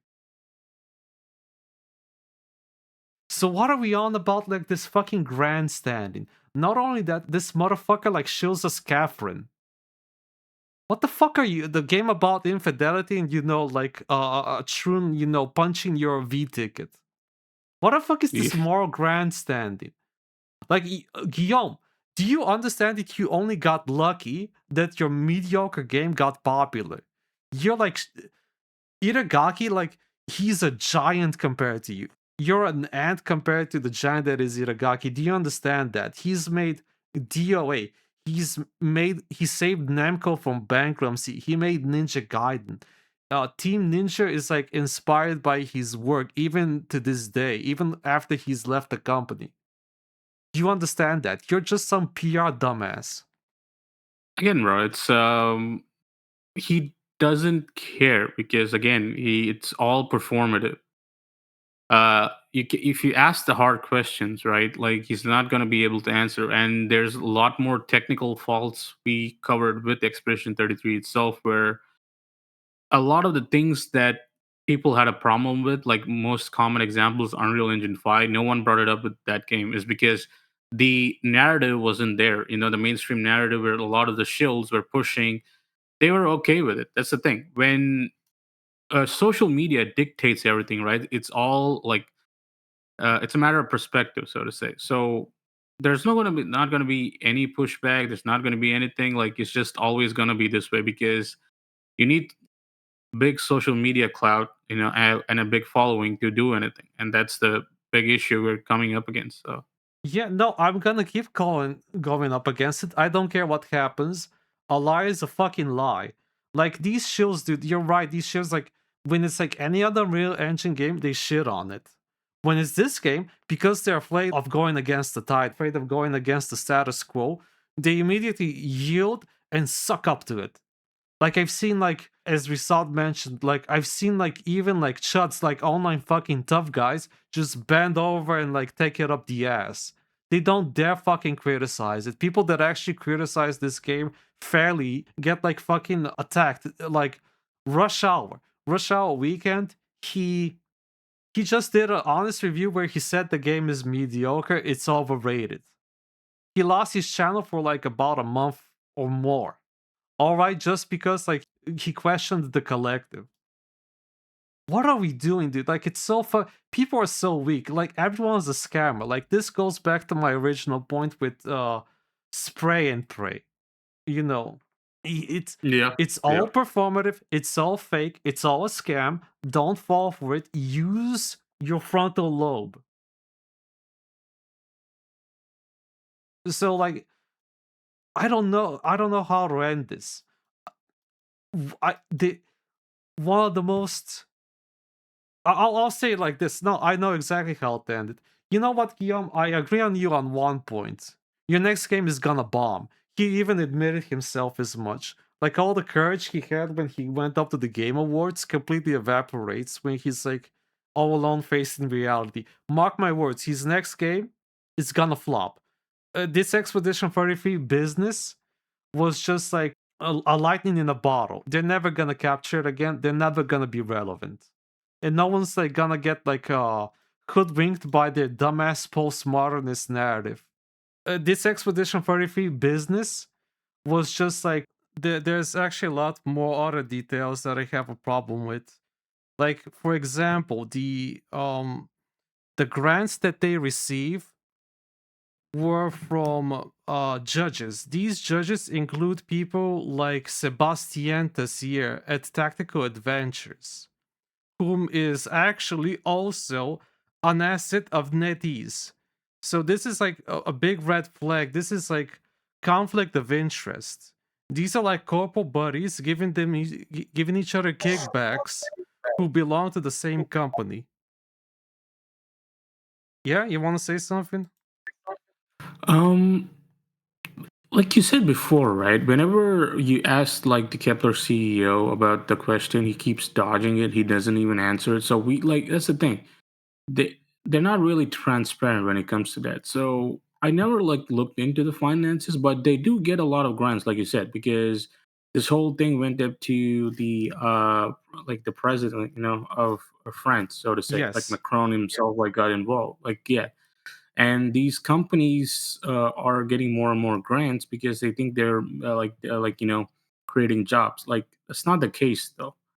Like, a lot of them, like with the money, they are outsourcing a lot of jobs. So how is that creating more jobs? It's just more propaganda, so to say. It's absolutely propaganda. It's soft power, and it's like it's here. It's like, how is there like not an investigation? This is corrupt. How the judges are supposed to, again, it's a judges of your own peers, which means like other game developers, other like businessmen in the gaming industry, but they just so happen to have like the same boss, the same investor, and we're just like supposed to like take this. We're just supposed to take it. You're just like fucking indie. At his own Kombini interview, like Guillaume even said like it's luck. It's about finding the right people at the right time. What the fuck is this bullshit? It's not about luck, bro. Like, for just especially for Broche, is that like he comes from a wealthy family, right? Again, like, okay, to a lot of like normal, like, casual people who would work 9 to 5, the risk of like leaving a high paying job or like a secure job like from Ubisoft, right? um and go venturing out on your own, saying that, yeah, I'm just gonna go on Reddit and like find all these people, and like, like just like rent out a studio, physical equipment, like, cost of like renting and all of that, and do this with like they're like people you don't know, like start it up and like get all these resources. It's not as simple as you think. So there is a lot of lies going on. Like, that's the big issue. Like, there's a lot of lies. um like, we like that's the thing, we no one is looking into it because no everyone thinks this is an indie darling, and like like made out on their own, which is just a like big I fat lie. concur So with you completely, like 1,000% Like I fought with like centrists, right wingers, or supposedly rightoids, and like fucking lefties. Like I remember Ace Roller, Gaze Roller was trying to like fucking gaslight me. As I was like just basically asking common sense question, and he's gaslighting me with this like horseshit. Well, technically they're like an indie studio because technically it does nowhere does it say that a millionaire can be an indie. Oh, blah blah blah blah blah. A millionaire can't have friends, can't have connections, and still be indie. Blah blah blah. Okay, dumbass. Legally speaking, actually, yeah, but it's not fucking the same fucking thing. It's not the same as like the indies that made like, let's say, Braid. The indies that like actually made the fucking indie scene. Are you like? And I'll even say like Hollow Knight, dude. Like the first game, the only reason Hollow Knight like popped off was because of his art style, more so than anything, right? And they made so much money, they didn't care about the sequel like Silksong when it came out. They just took their sweet ass time. The problem is, yeah, a billionaire can like put money on it by himself, and like if he puts $100 million on making his own game, it And is an indie Lopez a because like he's independent. fucking normie, like hobo, like a mid-class guy. Fuck off. Like my issue is like nothing seems like original or genuine about this shit.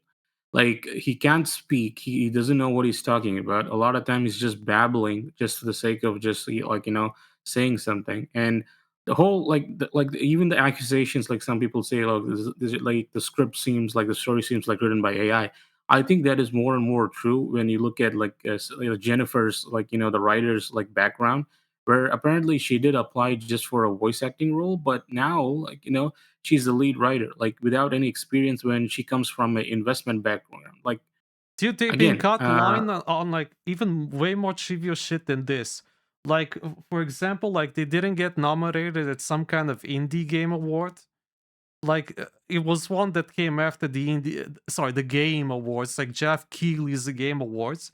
They missed the qualification. Why? Because it was found out that they did use AI, and people asked them about this. Were you using AI? No. Then the judges came over, said, were you using AI? Well, yeah, actually, here like the dumbass process we use for AI. Okay, so you did, you're disqualified. Well, actually, we didn't use AI. They always flip the script. It's so fucking performative and fake. The smallest. They will lie about the smallest things ever. it's I think it's getting to a point where people only with like money, connections, and like who already have a lot of like sways like in the industry can like get stuff done, man. So and it's mediocre at best because they're not innovating, they're not like actually pushing the needle. It's just like how much can you astroturf A lightning in a bottle. They're never gonna capture it again. They're never gonna be relevant, and no one's like gonna get like hoodwinked by their dumbass postmodernist narrative. That game is like super subversive, by the way, in terms of stories. Like I'm surprised how all the anti-woke people didn't pick up on that. Like a woman writes the story, cucks like Gustav, and like has the audacity to gaslight people into believing that fiction and reality are equally real. There's nothing more postmodernist than this. I can't wait also. when you get bankrupt, Guillaume. I truly can't wait for the day. Yes, dude, take it away. I don't know. Also, no one brings up the fact that the writer Jennifer like Sundberg, right? She has no experience working in the industry or writing. I want to say this officially, right? You can like shit on. I don't like Alana Pierce. You can shit on Alana Pierce all you want, but the thing is, I've known her for a long time since she was in Australia. She has done a blog. She like came here to work for IGN. She has a body of work you can follow, right? Mhm. So you at least have a public history. But like Jennifer worked for a Chinese investing firm, right? And how are you supposed to believe like this person who has never been a professional writer write a story, which a lot of it just feels like fucking AI? And oh, it's supposed to. You say it's supposed to be the best story, and I'm just supposed to believe it at face value. Like something is not fucking copacetic here, bro. it's all fake and gay. So yeah, on to next topic. Next topic, something a bit less serious, a bit less heated. Uh, Jenifer English is ill. So I heard from you, Mad Dog. Jenifer English is ill. So I mean, she's English, so of course she's ill. Kinda, yeah. So I hope she recovers. What is she ill from exactly? Let's tell the It's audience. called the cunnilingus, bro. So yeah. No, so if you guys didn't know, she voices the character for the main character for Tides of Annihilation, and her quote unquote girlfriend, right? Like they both work together on the project that met on Baldur's Gate, and apparently she's stepping away from the project due to health reasons, quote unquote.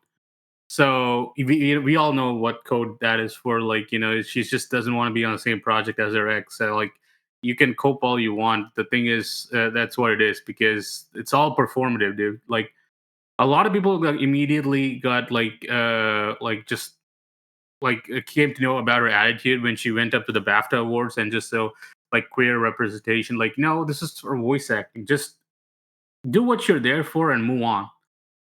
Don't do this performative bullshit where outside of your own life you do not care, and you're publicly proven you cannot fucking hold a honest relationship, so to say, and be professional in your work ethic, because you still like walked away from the project. What, you're almost done now, they have to recast it, re-record it, and Waste there's a money lot and of time. Yeah. By the way, Yeah. her ex is still on the project, funny enough, because she bullied her away from it. Yeah, I mean, people can cope. Oh, you don't know. I mean, look at the stats, bro. The stats never lie, man. The stats never lie. Highest domestic violence. It's funny, dude. Like, the thing is, I hate some of these actors and the voice actors because they just cannot like do the character anymore. They're not talented. You can just keep hearing their voice instead of like their range. Like Ben Starr, fucking Troy Baker. Like, these people, like, just because they're part of the fucking voice actors unique staff and all that, they just keep getting work, man. Like, holy fucking shit, they're Absolutely all pathetic. performative. Absolutely Like- pathetic. Like, when I first heard this, like the first sentence when you said that to me, I was like, what the hell happened? Did she like get injured? Was there like the house on fire? Was there a natural disaster? Was her ankle snapped or something? Was her like voice damaged? No, she just had a breakup. So she has to go to like waste like the studio's money. And she has like to go like, listen to this. While she won't voice the character anymore, she will remain involved with the project in any advisory role to help with the transition. So she's gonna boss the newcomer, the newbie, into how she should behave. Bitch, what the fuck is wrong with you? Go fix your own goddamn life.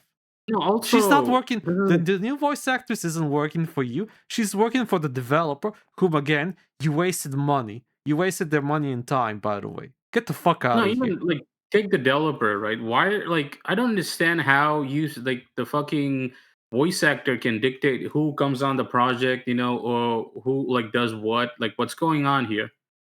It's again, I think we're giving too much importance to the voice actors because they think they're do a lot of stuff when they actually fucking don't. When you think about it, like they think they're more important than they are. They're not involved in the creative process. They don't do hard coding. They don't do texturing. They don't do fucking modeling. They don't like do rigging. So why am I supposed to fucking take them seriously? There's many other fucking voice actors, people waiting in line to get a chance.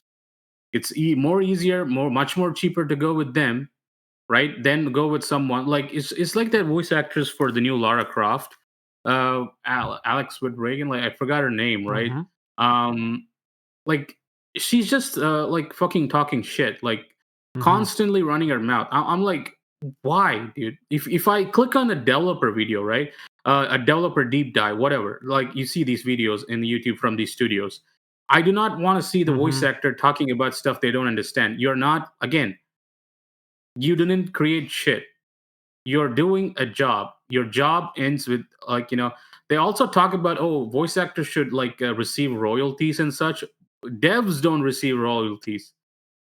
You fucking voiced the character. I totally haven't. Midgar won't receive any royalties for their game. I haven't received Yeah. royalties for my own games. What the fuck is this? Yeah, that's a good point. No, it's just like, again, we're putting too much importance because developers are not media trained. You know, they don't have that gift of gab, so to say, where they just keep talking and they're always nice. They're always like supportive of all the like the modern political trends. Like that's what like Ben Starr was like. You know, oh, these developers need to be protected. You don't do shit for developers, bro. I do not care. I lose my job. That's fine. This my problem to deal with. I don't want unions. I do not want voice actors dictating what I can or cannot do. Just like with like Ghost of Yote, like Erika Ishii, right? Like it's just you do not know because it's like whoa, like these people think they're just because they're in an environment where they can complain, right? Go to HR, whatever. So all people are just fucking scared to like you're a director, so direct. They're not like again, you're supposed to dictate the course of your fucking game. That's why we don't have fucking characters like Nolan North, like Nathan Drake anymore. I'm not Everyone gonna. is a soy I boy. speak for Yeah. myself. I'm not gonna let any commie bullshit or socialist fruitcake tell me what to do. How should I run my own business? Let me be clear. Also, yeah, it's like she didn't have to make a public statement to be honest. Like, oh, I'm like health issues. Just like the actress being replaced, a statement from the studio and just be done. Like, who cares? Like, it's just I don't know, bro. I feel like this is just more Not like a lot of shit. I'm not gonna. None of these people I'm gonna hire on any of my project. Why? Because I don't have a lot of money and I do value my money. Like that's the last thing I want to say about this. Like purely pathetic. Next topic. Layoffs.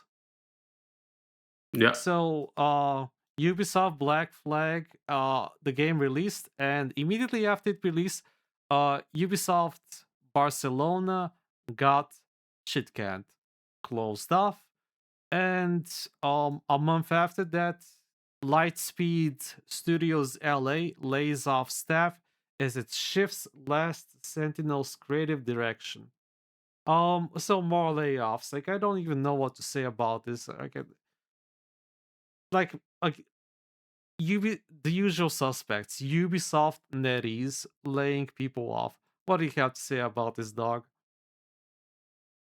To be honest, people were like saying, "Oh, like Assassin's Creed 3 Soul, like the remake Soul, sorry for Black Flag Soul remake Soul really well." So these developers were let go. Like I played the fucking game; it's a piece of fucking shit. I do not care like devs being fucking let go. I know it's bad. Like even if I was in the position, I wouldn't fucking whine about it because it is what it is. Like the industry has ballooned so much that there is no safe way to like predict what's going to happen because there a lot of these higher devs they don't sign up for like juniors or whatever, right? So like No. contractors. Nope. Yeah. Most people stay fend for themselves, honestly. Higher ups, like we see again, the Midgar and Nacon situation. So yeah, more layoffs are gonna happen until like the economy stabilizes, and yeah, I don't know what to say. It is what it is. Next topic. Um, so this is like a topic um I've had a lot of talk with Mad Dog about, back and forth, like over the week. Um, the PlayStation disc boycott. Do you want to take away, Dog? Like you follow this closer than I have, to be honest. Sorry, say that again. The PlayStation disc boycotts. You follow Yeah. this like situation all the back and forths closer than I have, to be honest, because I really don't care that much about Sony, to be honest with you. But I think it's better if we start by you narrating to us what happened in detail. So I mean, like, so like just talking about the PlayStation thing, where the ending of discs and all that, but there is a more complex issue where I showed you a tweet whereby the Act Ma'am and like another guy called Chibi Reviews, where This is the first thing I opened, and I could see the both like back to back, the same tweet with the same image almost, with the same framing, and they say that mainstream media, like the journalists, are trying to run cover for. What are you doing? I do not care. I don't look again. I don't agree with Sony ending physical media. If it was up to me, I would try everything in my power to come up with alternatives that's beneficial to both the business and the consumer. But the thing is, you don't run a business. Like I don't run a business either. And the other part is you like so a lot of these indie devs, right? People who these people claim, oh, you should support indie devs. They work hard. They're doing all this stuff. Like people who like 2 or 3 devs, 4 devs working, by themselves trying to make games and publish it. So every game after this news, every game like that like trailer that went up on the PlayStation channel, people just go under there. They're fucking threatening the devs, right? They're like no disc, just dislike bombing that stuff, saying that if you don't stand with us, you stand with them. So your game needs to fail. You cannot. So you're going telling a game of made by 2 brothers, right? That they cannot put their game on PlayStation, which is one of the highest casual, like how to say consumer base when it Yeah. comes to like consoles, right? Yeah. That's what I've seen. First is the PlayStation. Second is PC, Nintendo. Third is Xbox. That's how bad it is.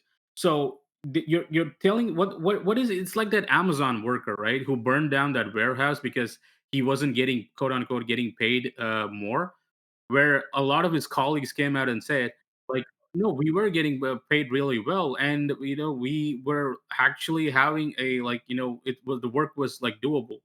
It wasn't bad. It was really good. So he just burned down the warehouse. So it's like a anarchist fucking kind of like mentality. Like even if it's a good game, you guys don't buy it. I've seen people who complain, you know what, this is a good game, but I'm gonna refund it. I'm not gonna buy it now. I just don't feel like it. So Mhm. they never support their game. So in 2008, the sale we saw this like thing from Matt Piscatella, right? The graph where it says in 2008 the total profits from physical sales, right, in the US was like 12 billion. Right now in 2026 it's down to 1.5 billion. And there was another study which proved that Americans, especially in the West, they only buy 2 games per year. And so if you're only going to buy like the gun and ball gamers who play NBA like fucking COD, or only movie games like Expedition 33, like, or like Last of Us, shit like that, you're not supporting it. So if you do love physical games so much, why did you let it die?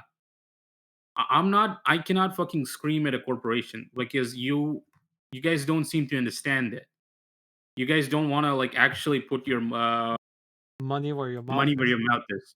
Yeah, it's like again, what are these? I'm just saying, you guys are like blackmailing like indie devs on Twitter so that like into not like publishing their title on PlayStation. So why should I support your cause? Even if it's a good cause, you're being internet trolls. You're fucking like threatening people. You're like any discussion, any like stats that we bring up, you're dismissing and said no disc, no buy. So why should I care? Honestly, why should I give a shit about what you want when this is how you treat other people? Like you say you're part of this community, but like again, you don't care about it. You don't care about the hobby. The hobby was ruined by too many normie casuals. So physical media is dying. Like the sales are not enough to justify it, no matter like what cope you bring up. And So and attacking yeah, the developers directly doesn't help either. yeah, that's why I don't want to listen to anyone, dude. I don't Yeah. do what I want. If there's any request, I can do that, and that's it. No more. You don't demand of anything. I'm not indebted to you. As a dev, a lot of people like devs are just fucking scared to speak their mind. Like Mm. fuck you. I'll do the game. I'll make a good game. That's all I can promise. Is supporting it, like keeping it alive, playing it. It's up to you. I don't beyond that. I'm not just gonna fucking care. I'm not your fucking Yeah. friend, Yeah. and I'm not gonna like bend over for you just because you're having a fit. No. Can I say something like I want to clarify something. It's like it's one thing if you like are shitting up the PlayStation, the official PlayStation channel, but dog, like, because I really don't care what happens to Sony at the end of the day. They're such like frauds that I really don't care what bad things happen to them anymore. That's how jaded I am of them. But here, why do we go in the? You showed me, dog. They go to the official Twitter accounts of these small devs, these random devs. By the way, Ox Systems Works also got attacked because there was no physical copy for their game. So these are the devs. This is not PlayStation official.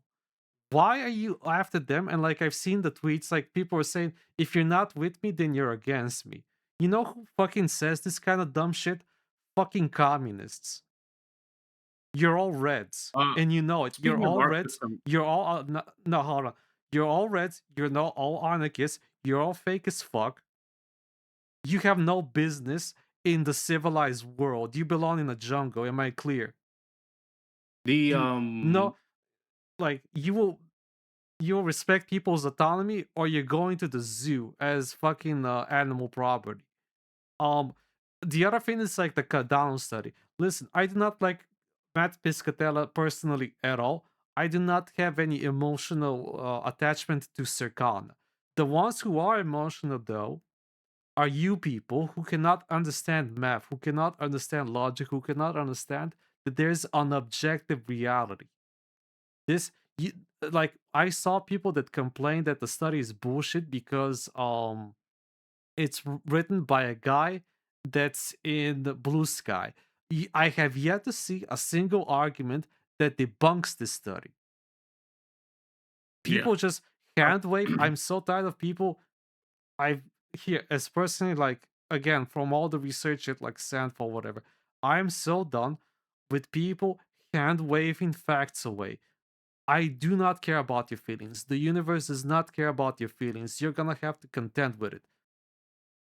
Yeah, since you mentioned Arc System Works and the whole Marvel Tokon thing, right? So recently with that, like PSN went down, the PlayStation Network apparently was out. Like, I'll tell you this, right? So people who just decry, oh, the PlayStation, are you playing games 24/7? Like, I don't give a shit if the PlayStation Network is down. People have fucking jobs. Like, I'll come back and it'll be up later. Yeah, I think it was like with 6 hours or something. But even then, I think during that outage, like my account was fine. And when Xbox had their fucking platform going down, apparently they couldn't even play the physical games. So you keep fucking crying, dude. You guys keep crying for everything. Like Sony, like owned Crunchyroll. They remove an anime. I'm sorry. How many times have you watched this anime? Are you gonna keep watching the anime like every second of your day? If not, just go watch. Like, there's so many fucking options for you to watch. Why do you care what a company fucking does? So you're already adamant on piracy. So why do you need to make it a performative fucking thing, saying uh, if the act like if it owning is buying is not owning, then piracy is not theft. Then I don't fucking care. Do what you want. Who fucking cares? I done that shit because when like money was an issue. But money is not an issue. I'm like, I don't care if they take out an anime. I'm not gonna be like that second, right? I'm gonna say, oh shit, they took out. I couldn't watch this anime that I watched 10 times. Mm. I just don't care. It's not a good argument. Like again, it's outrage fucking culture. I understand availability of everything to the masses, but like just making everything available when the masses don't actually participate is not a fucking good thing, dude. It's just a waste of money on all sides, waste of time. It just signals if you make that product available and you don't fucking engage in it, they're not gonna have that product available. But you cannot be angry that they took it away. You can try to fix it. You can like start your own business. You can be like a limited run competitor. You can organize. That's cool. I told you, right? Like the PlayStation 3 store, they tried to close it down. People were upset, so they kept it up. I knew it was a band-aid solution because they're gonna 2027 anyway. So like it was never going to be forever because it's a dead platform. They're not getting any sales from it. This is what happens, man. What am I supposed to say anymore other than that? Like it's just Now I'll say this: it's fuck not. Sony and fuck you. You both deserve each other. You're a miserable couple. Don't act like you're innocent. You got yourself into this mess. Yeah, I don't know, bro. I right. don't know what solution this source, it is like whatever, man. So yeah, these are like my thoughts on it. Other news. So when I woke up to an email today from a concerned Legacy of Kain fan sending me an email through Proton Mail, no less, which is an encrypted anonymous email source, sending me some Reddit links and some other things and some concerns, I read it, I woke up, and I didn't plan on making a video today, but here we are. Hi, Patty. I appreciated your videos about Legacy of Kain the past few months. I thought you would be possibly interested in covering this. Bitbot Media has been astroturfing the review scores of Legacy of Kain Ascendants on Metacritic, creating tens of fake accounts to inflate the user score. And what we see here is, just thought you would find it interesting to put on the record that the folks at Bitbot Media are blatantly astroturfing the reviews for their own game over at Metacritic, giving it 9s and 10s and pretending they are random players without disclosing the conflicts of interests. I believe they waited this long to do this, allegedly, because if they did this right in the beginning, we would have noticed because there was large outrage about this game in the beginning. Two, for example, are Brian Ulrich, the executive producer, going by Bullpickle, and Jake Pavlovsky, 3D artist, going by BreakerBox Games. It is easy to find out who they are just by Googling the username. There are more of them doing so too. Several accounts have recently been made just to give the game a 9 or a 10. So yeah, as I'll be honest, like it took me a while to remember this story in full detail, dude. So apparently, like, not only did two developers give their own game are like glaring super positive review, but Patty Pixel also discovered that there's like other random accounts out of nowhere that just give like stellar reviews to Legacy of Kain Ascendants. And on top of that, the developers deleted to hide their tracks, I guess, supposedly, to delete those glaring reviews that they posted for their own game. So, what do you think of this, Doug? Let's start with you. So we go and we take a look at these reviews. And you can see here, Jake Pavlovsky, who worked on the game, you can see right here, it says BreakerBox Games. And Brian Ulrich, his Instagram is @Bullpickle. Now, when I look at the reviews of the game, we see here, Legacy of Kain Ascendants, Bullpickle gave the game a 9. I really enjoyed this. Great to see Legacy of Kain content after all this time. That implies that you are a regular ass person just reviewing the game from a regular standpoint. Okay, no mention of I'm the guy who made the game. I'm a big fan of retro Castlevania inspired 2D indie games like Bloodstained Curse of the Moon. How dare you compare this game to Bloodstained Curse of the Moon, sir? How dare you? Features dark gothic atmosphere and blah, blah, blah, blah, blah. I see mentions of Symphony of the Night. Oh my gosh. BreakerBox Games? Sir? Jake Pavlovsky? Should you not mention in this, if this is you, allegedly, that you are the person who made the game? Let's move on from this. Sephiroth, Alexander Polga, Vanderslav, What Will Run, Melkistor. These are all, look at all these people leaving garbage reviews. These are honest, real people. And then we see Kainzel leaving a 10. Then more normal people leaving the game 0s. And then we go up here and we see this. All of a sudden, 10, 10, 9, 9. It seems like every time there's a run of bad reviews, the people who actually create this game decide to make good reviews. The Bitbot Media have been covering their tracks, and we're going to get to why, by deleting several of their own sock puppetive positive reviews, a clear admission of being caught. We looked into this, right? We looked into let's just start with the studio itself. We looked into the studio, and a lot of the titles of portfolio, a body of work, right? Like, how do they land an IP like Legacy of Kain? That's my question, in the first place, because I was looking at it, it wasn't good. It was all mobile slop games, and they landed Legacy of Kain. They did it, and it's a complete failure, right?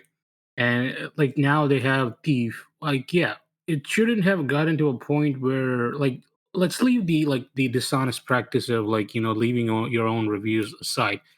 How did they get the IP? That's a question in itself. Like again, like we are just talking about our I previous guess the topic, same way connection. they got the FIFA IP. Yeah, it's again, like you're not showing a good body of work. You just come in, you just get it. Now you're able to work on this. It just seems to me like the more people you know in the industry, right? Like through backdoor deals, you can like get more and more like clout, so to say. But yeah, it's really scummy, and no one like at higher ups at Eidos is like looking into this, right? Like again, it's just for them. Like sell the AP, like license it, whatever. They make money and that's it. They don't care about how the brand is They being don't damaged. care at all. They don't. Not even the minimum shit. The minimum worth of shit. So like, I'll be honest. If it was just like these two chuckleheads, like filleting themselves, sucking their own cocks, whatever. It's stupid, but fine, whatever. They make sock puppet accounts, dude. They make sock puppet accounts. What the fuck is this zoo? Well, my thinking is, how do they think they're gonna get away with this when they are using their own social media names on these accounts to inflate their score? Like, just like it's like really fucking stupid, man. Yeah, I remember Um, that. I remember that Obsidian, allegedly had a beef with Bethesda because New Vegas didn't meet Metascore expectations. Therefore, people lost their bonuses or something, if I recall the story correctly. But that's yeah, Bethesda. I don't know how Idols works. Like, I guess autistically, I guess like with Alzheimer's, that's how they work. You want to say something? no, it should be a like a cautionary tale, so to say. Like, I don't know, bro. It's just like a really like a scummy thing because then now anyone like trying to like get in this is going to be scrutinized because of people like this. That's the issue. Yeah, I mean, I'll be honest, I never really gave two shits about Metacritic, but it just like it just proves that I should give less of a shit about Metacritic and somehow even less of a shit Yeah. like about you. This is just like I have no words. So yeah, watch your step because you may end up in court. Those are my final words. It's the internet. You can't remove these things. Look at all of these. Last topic for this episode. So this has been like a long time coming. I wanted to get this off my chest for a while, but plans change all the time. And so I wanted to talk about like something me and Saad were very much into. SKG Stop Killing Games and the whole initiative and Ross Scott. Um we we've been following SKG for a long time, but because of the way the last stream played out, we have like a bunch of alarm bells ring in our heads. I agree. We've been following closely SKG since the early stages, took a genuine interest in the politics involved, and we also unfortunate to see this thing derail in real time. As soon as the leftist posers entered the room, they turned it into a complete shit show, trying to steal the spotlight. The first parliament sessions of SKG was just a succession of opportunists gluing cringe gaming memes they fetched at the last minute. The issue is that like Ross is still the frontman of the organization, even though it's Maurice Katzner.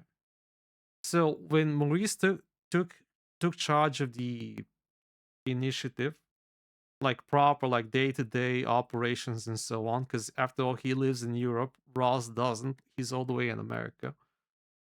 He's been like making a lot of these like he's made a lot of questionable decisions.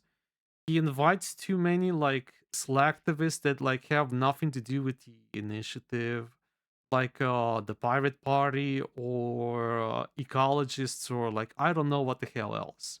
So these are like things that are like completely unrelated to our goals, to what we want to achieve. They can fight the stuff on their own. That's fine. But when you're here, when you're participating about this win, you're participating about the preservation of games. It's not about your party. Okay? You understand. It's called Stop Killing Games. As soon as the leftist posers entered the room, they turned it into a complete shit show, trying to steal the spotlight.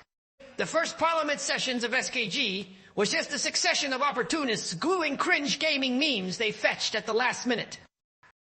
But like Maurice Katzner himself, he has a very like Maurice Katzner has this like very like mercantile approach and personality to the whole thing, and he probably handled a lot of the reputation hits.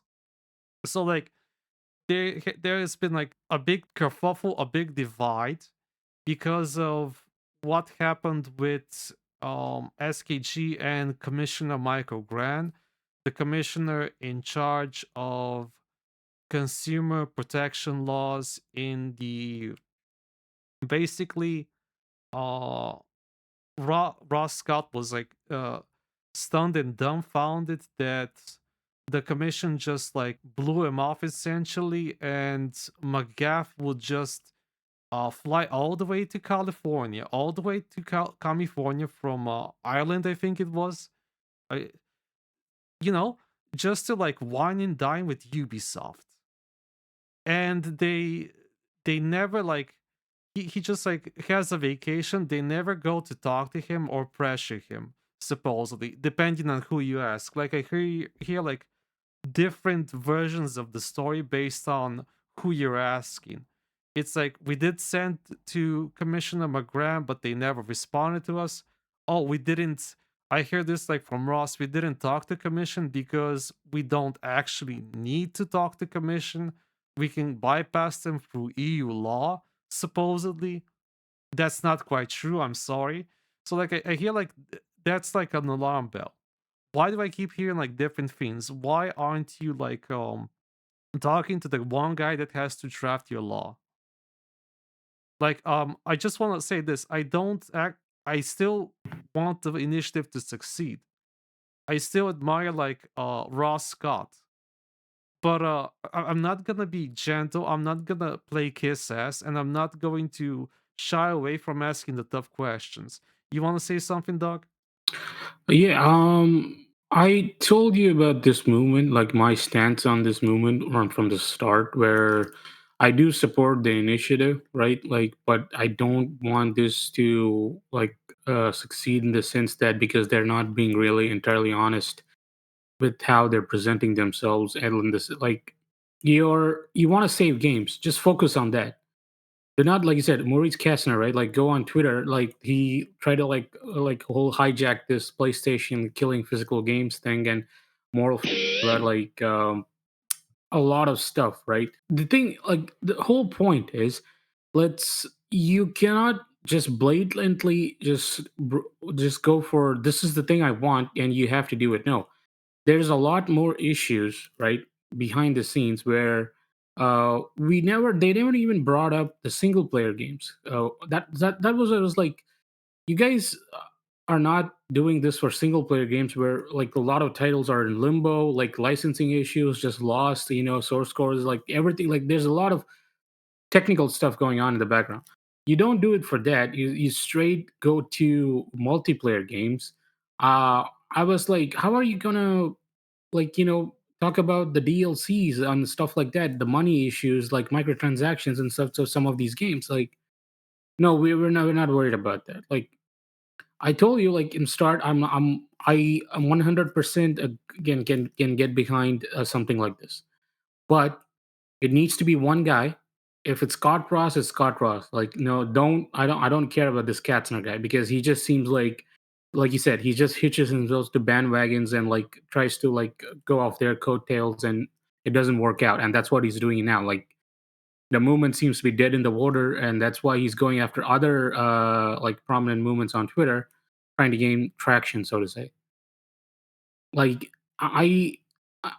you know, if you work in this industry, you know there's a lot of way to go about stuff, and like it's like he doesn't do it. So what are they trying to do? Or like just trying? It's not about money. They didn't ask for money or anything like that. But then again, you're also not giving proper solutions to like the issue you're trying to resolve.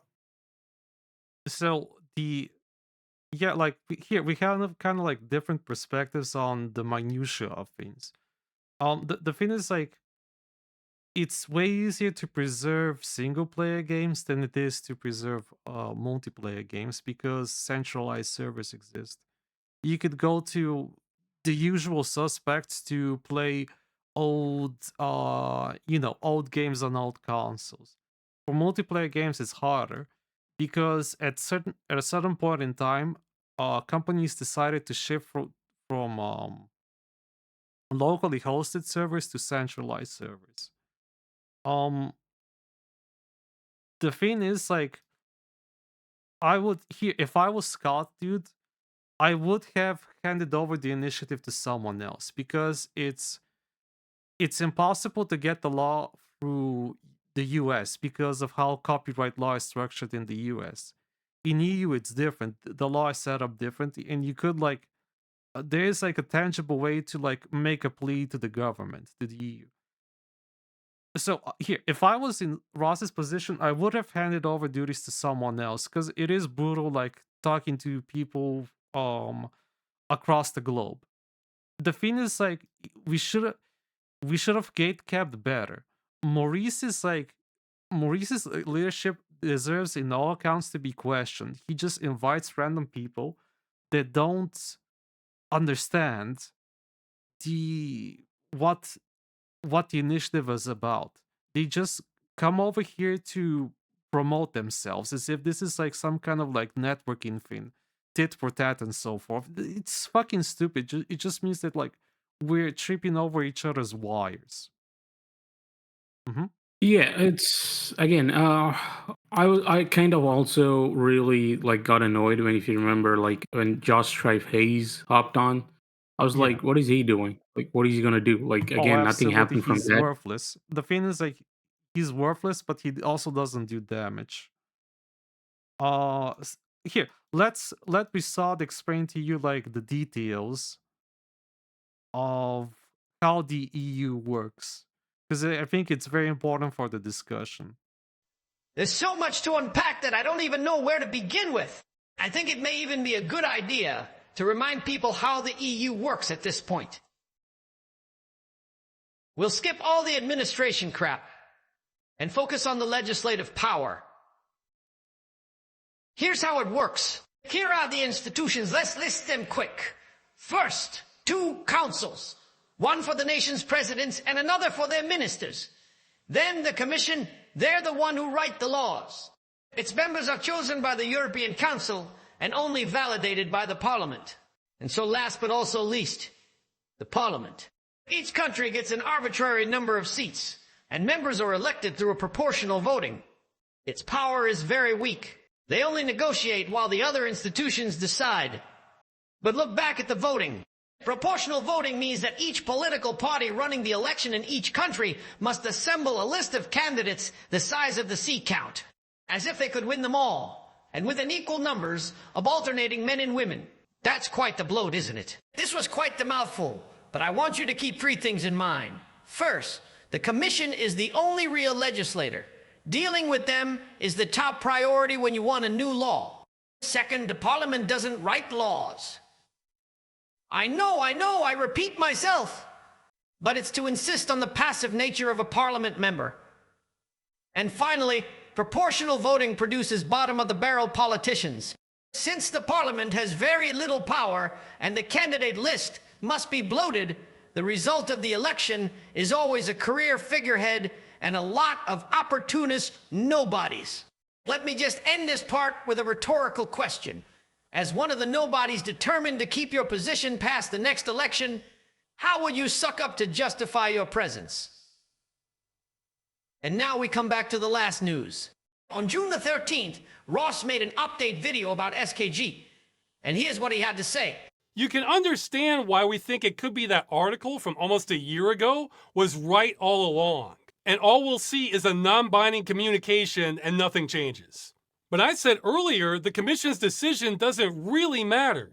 Why is that? Well, if the commission decides something needs to be done, great. They can introduce legislation in EU Parliament. Normally, that's a necessary step, since EU Parliament, ironically, cannot introduce legislation, only amend it. But it just so happens there is existing legislation, the Digital Fairness Act, which coincidentally is an ideal fit for our issue. It's for digital issues with insufficient enforcement, legal uncertainty, risk of regulatory fragmentation across member states, and lack of incentives for businesses to aim for a higher standard. That describes our issue of game destruction all over. Plus, it already targets other aspects of video games. It fits like a glove. And amending that is exactly what's set to happen. Thanks again to Moritz Katzner and his team, we have made serious inroads in Parliament. Just recently, we've even had an inquiry call on legislative action to the Commission, signed by 45 members of European Parliament. And collectively, we have majority support on this issue. This means we're in a position to pass legislation on this, even without the Commission's blessing. So the message from all this is don't be discouraged by what the Commission decides on the 16th. It is no longer the deciding factor in this. The EU legislation should be going through either way. Now, if you followed thus far, you should already see the problem. How come this guy, who is on top of the rhetoric when it comes to video game preservation, can end up pretending he doesn't need the only real legislator in the room to write his law? This is absolutely delusional. It was obvious to me since this video that after neglecting the Commission so much, they could only be rejected. And that's what happened. You don't come in such a hostile environment where enemy lobbyists have a much better network of influence than you, with just a polite slideshow and then passively wait for a reasonable answer. There's a vicious power struggle going on, and a proactive approach is the bare minimum. But now, the big brain move after this blunder is to amend the Digital Fairness Act that is going to be voted by the end of the year. For sure, a good chess player can come back from a blunder, but let me be pessimistic about this one. You see, an amendment that deviates a law from its purpose is called a rider. And there are countermeasures for that all over Europe, including the EU, because it's a rather common opposition malpractice. But surely the team of experts backing the initiative are not the bunch of opportunist nobodies I mentioned earlier. Surely now that they had their moments of fame and circle congratulated themselves. Now they're going to work for real, right? It was my pleasure to help you along the way. But this improvised AI voice has now overstayed its welcome. It is time for me to go and clean house. Which is what I had an issue with at the organization itself. Thank you, Rizal, for stopping by. I don't know, you go ahead. Yes, you can also tell that most of them just don't really care. Again, they're here for completely different reasons. It's like a fucking picnic to them. Yeah. Ross did a good job, like in how studious he was, in how like in gathering information, gathering evidence, presenting himself, and leading the charge and so forth. But he should have really stuck with a better company. Again, you sleep with the dogs, you get fleas. These guys are just commie leeches. What was the idea? What was the moment you thought, okay, let's use 16 memes on the internet in one speech? Oh, that speech, yeah, because we had two. Yes, we had two, but I think that let's start with this one. Yeah, We can okay. talk about that. The night before, at around 9 o'clock in the evening, I was sitting on the sofa, and my partner told me, tomorrow there's going to be this thing about the video games, are you going to be there? And I was like, it doesn't sound like my line of work. I work very much on human rights and trade, so not on video games, not on the committees that are responsible for the initiative. But my partner was like, this is really important and you should really go there. And I jokingly said it would be a fun side quest. And then from then on, we started coming up with all of these puns and all of these. And at some point, I'll admit, we were just Googling like video game references as well. But I think, look, I would say out of all the references, and it was a lot, I would say at least 3, or I'm not a big gamer, at least 3 or 4 are things that I just know because it's internet culture. Like, if you were a teenager or young adult 10 years ago, take an arrow to the knee has nothing to do with a video game. It's just something the internet says and everyone knows about it. So a lot of those things to me were just like things I knew about and I didn't necessarily knew came from video games. Others were quite obvious, and the others we Googled, and it was more of a, to be honest, it's nice to do, and I told this to Rainier and I think to Marquette at some point, it's nice to step outside your normal area of work and your bubble and the things you always do, and yeah, go do something fun. And this is both important and fun, so why not? There's no like way around this. They're commie leeches. He even made it clear on stream. This is a sort of picnic with tit for tat. Yeah. I ultimately don't know where. Yeah, like Maurice, he. I even caught him one time saying, "Yeah, we have to support this other initiative, even though it's not SKG. Why? Because we have to." He didn't even like give a reason. I think it was something to do with like the preservation of physical disc media. Correct me if I'm wrong. It's been a while. What what I recently told you about with all the whole PlayStation thing? Yeah, I think like he jumped in early on that as well. Yeah, I was like telling you about a lot of stuff he was talking about with regards to preservation of physical discs, right? But you guys haven't even started on the preservation of like single player games which have been lost digitally. Like you haven't even made that available. So why are you hopping on physicals when that's a whole other issue? I Yeah. agree. First, like clean your own house, then move to the next topic. Okay. Once we're done with Yeah. this, then we can talk about what next needs fixing. Okay. I think this is like I think even the 4-year-old understands this. Like here, Yeah. as soon as Commissioner McGaff went to Wine and Dine at California, that should have been like a rallying call to go after his ass, in my opinion.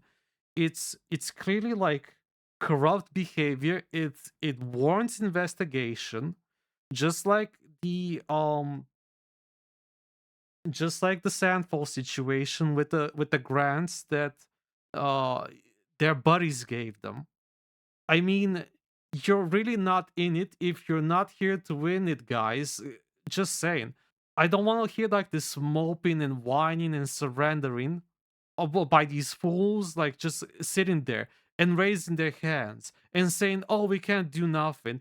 Oh, we'll just have to wait and exist. We'll just protest on the street." If they really like had a problem with his behavior, which I do, they should have challenged him to fess up, to talk to them, and call him out for being a corrupt politician. Because like there's no point in being just nice. Yeah.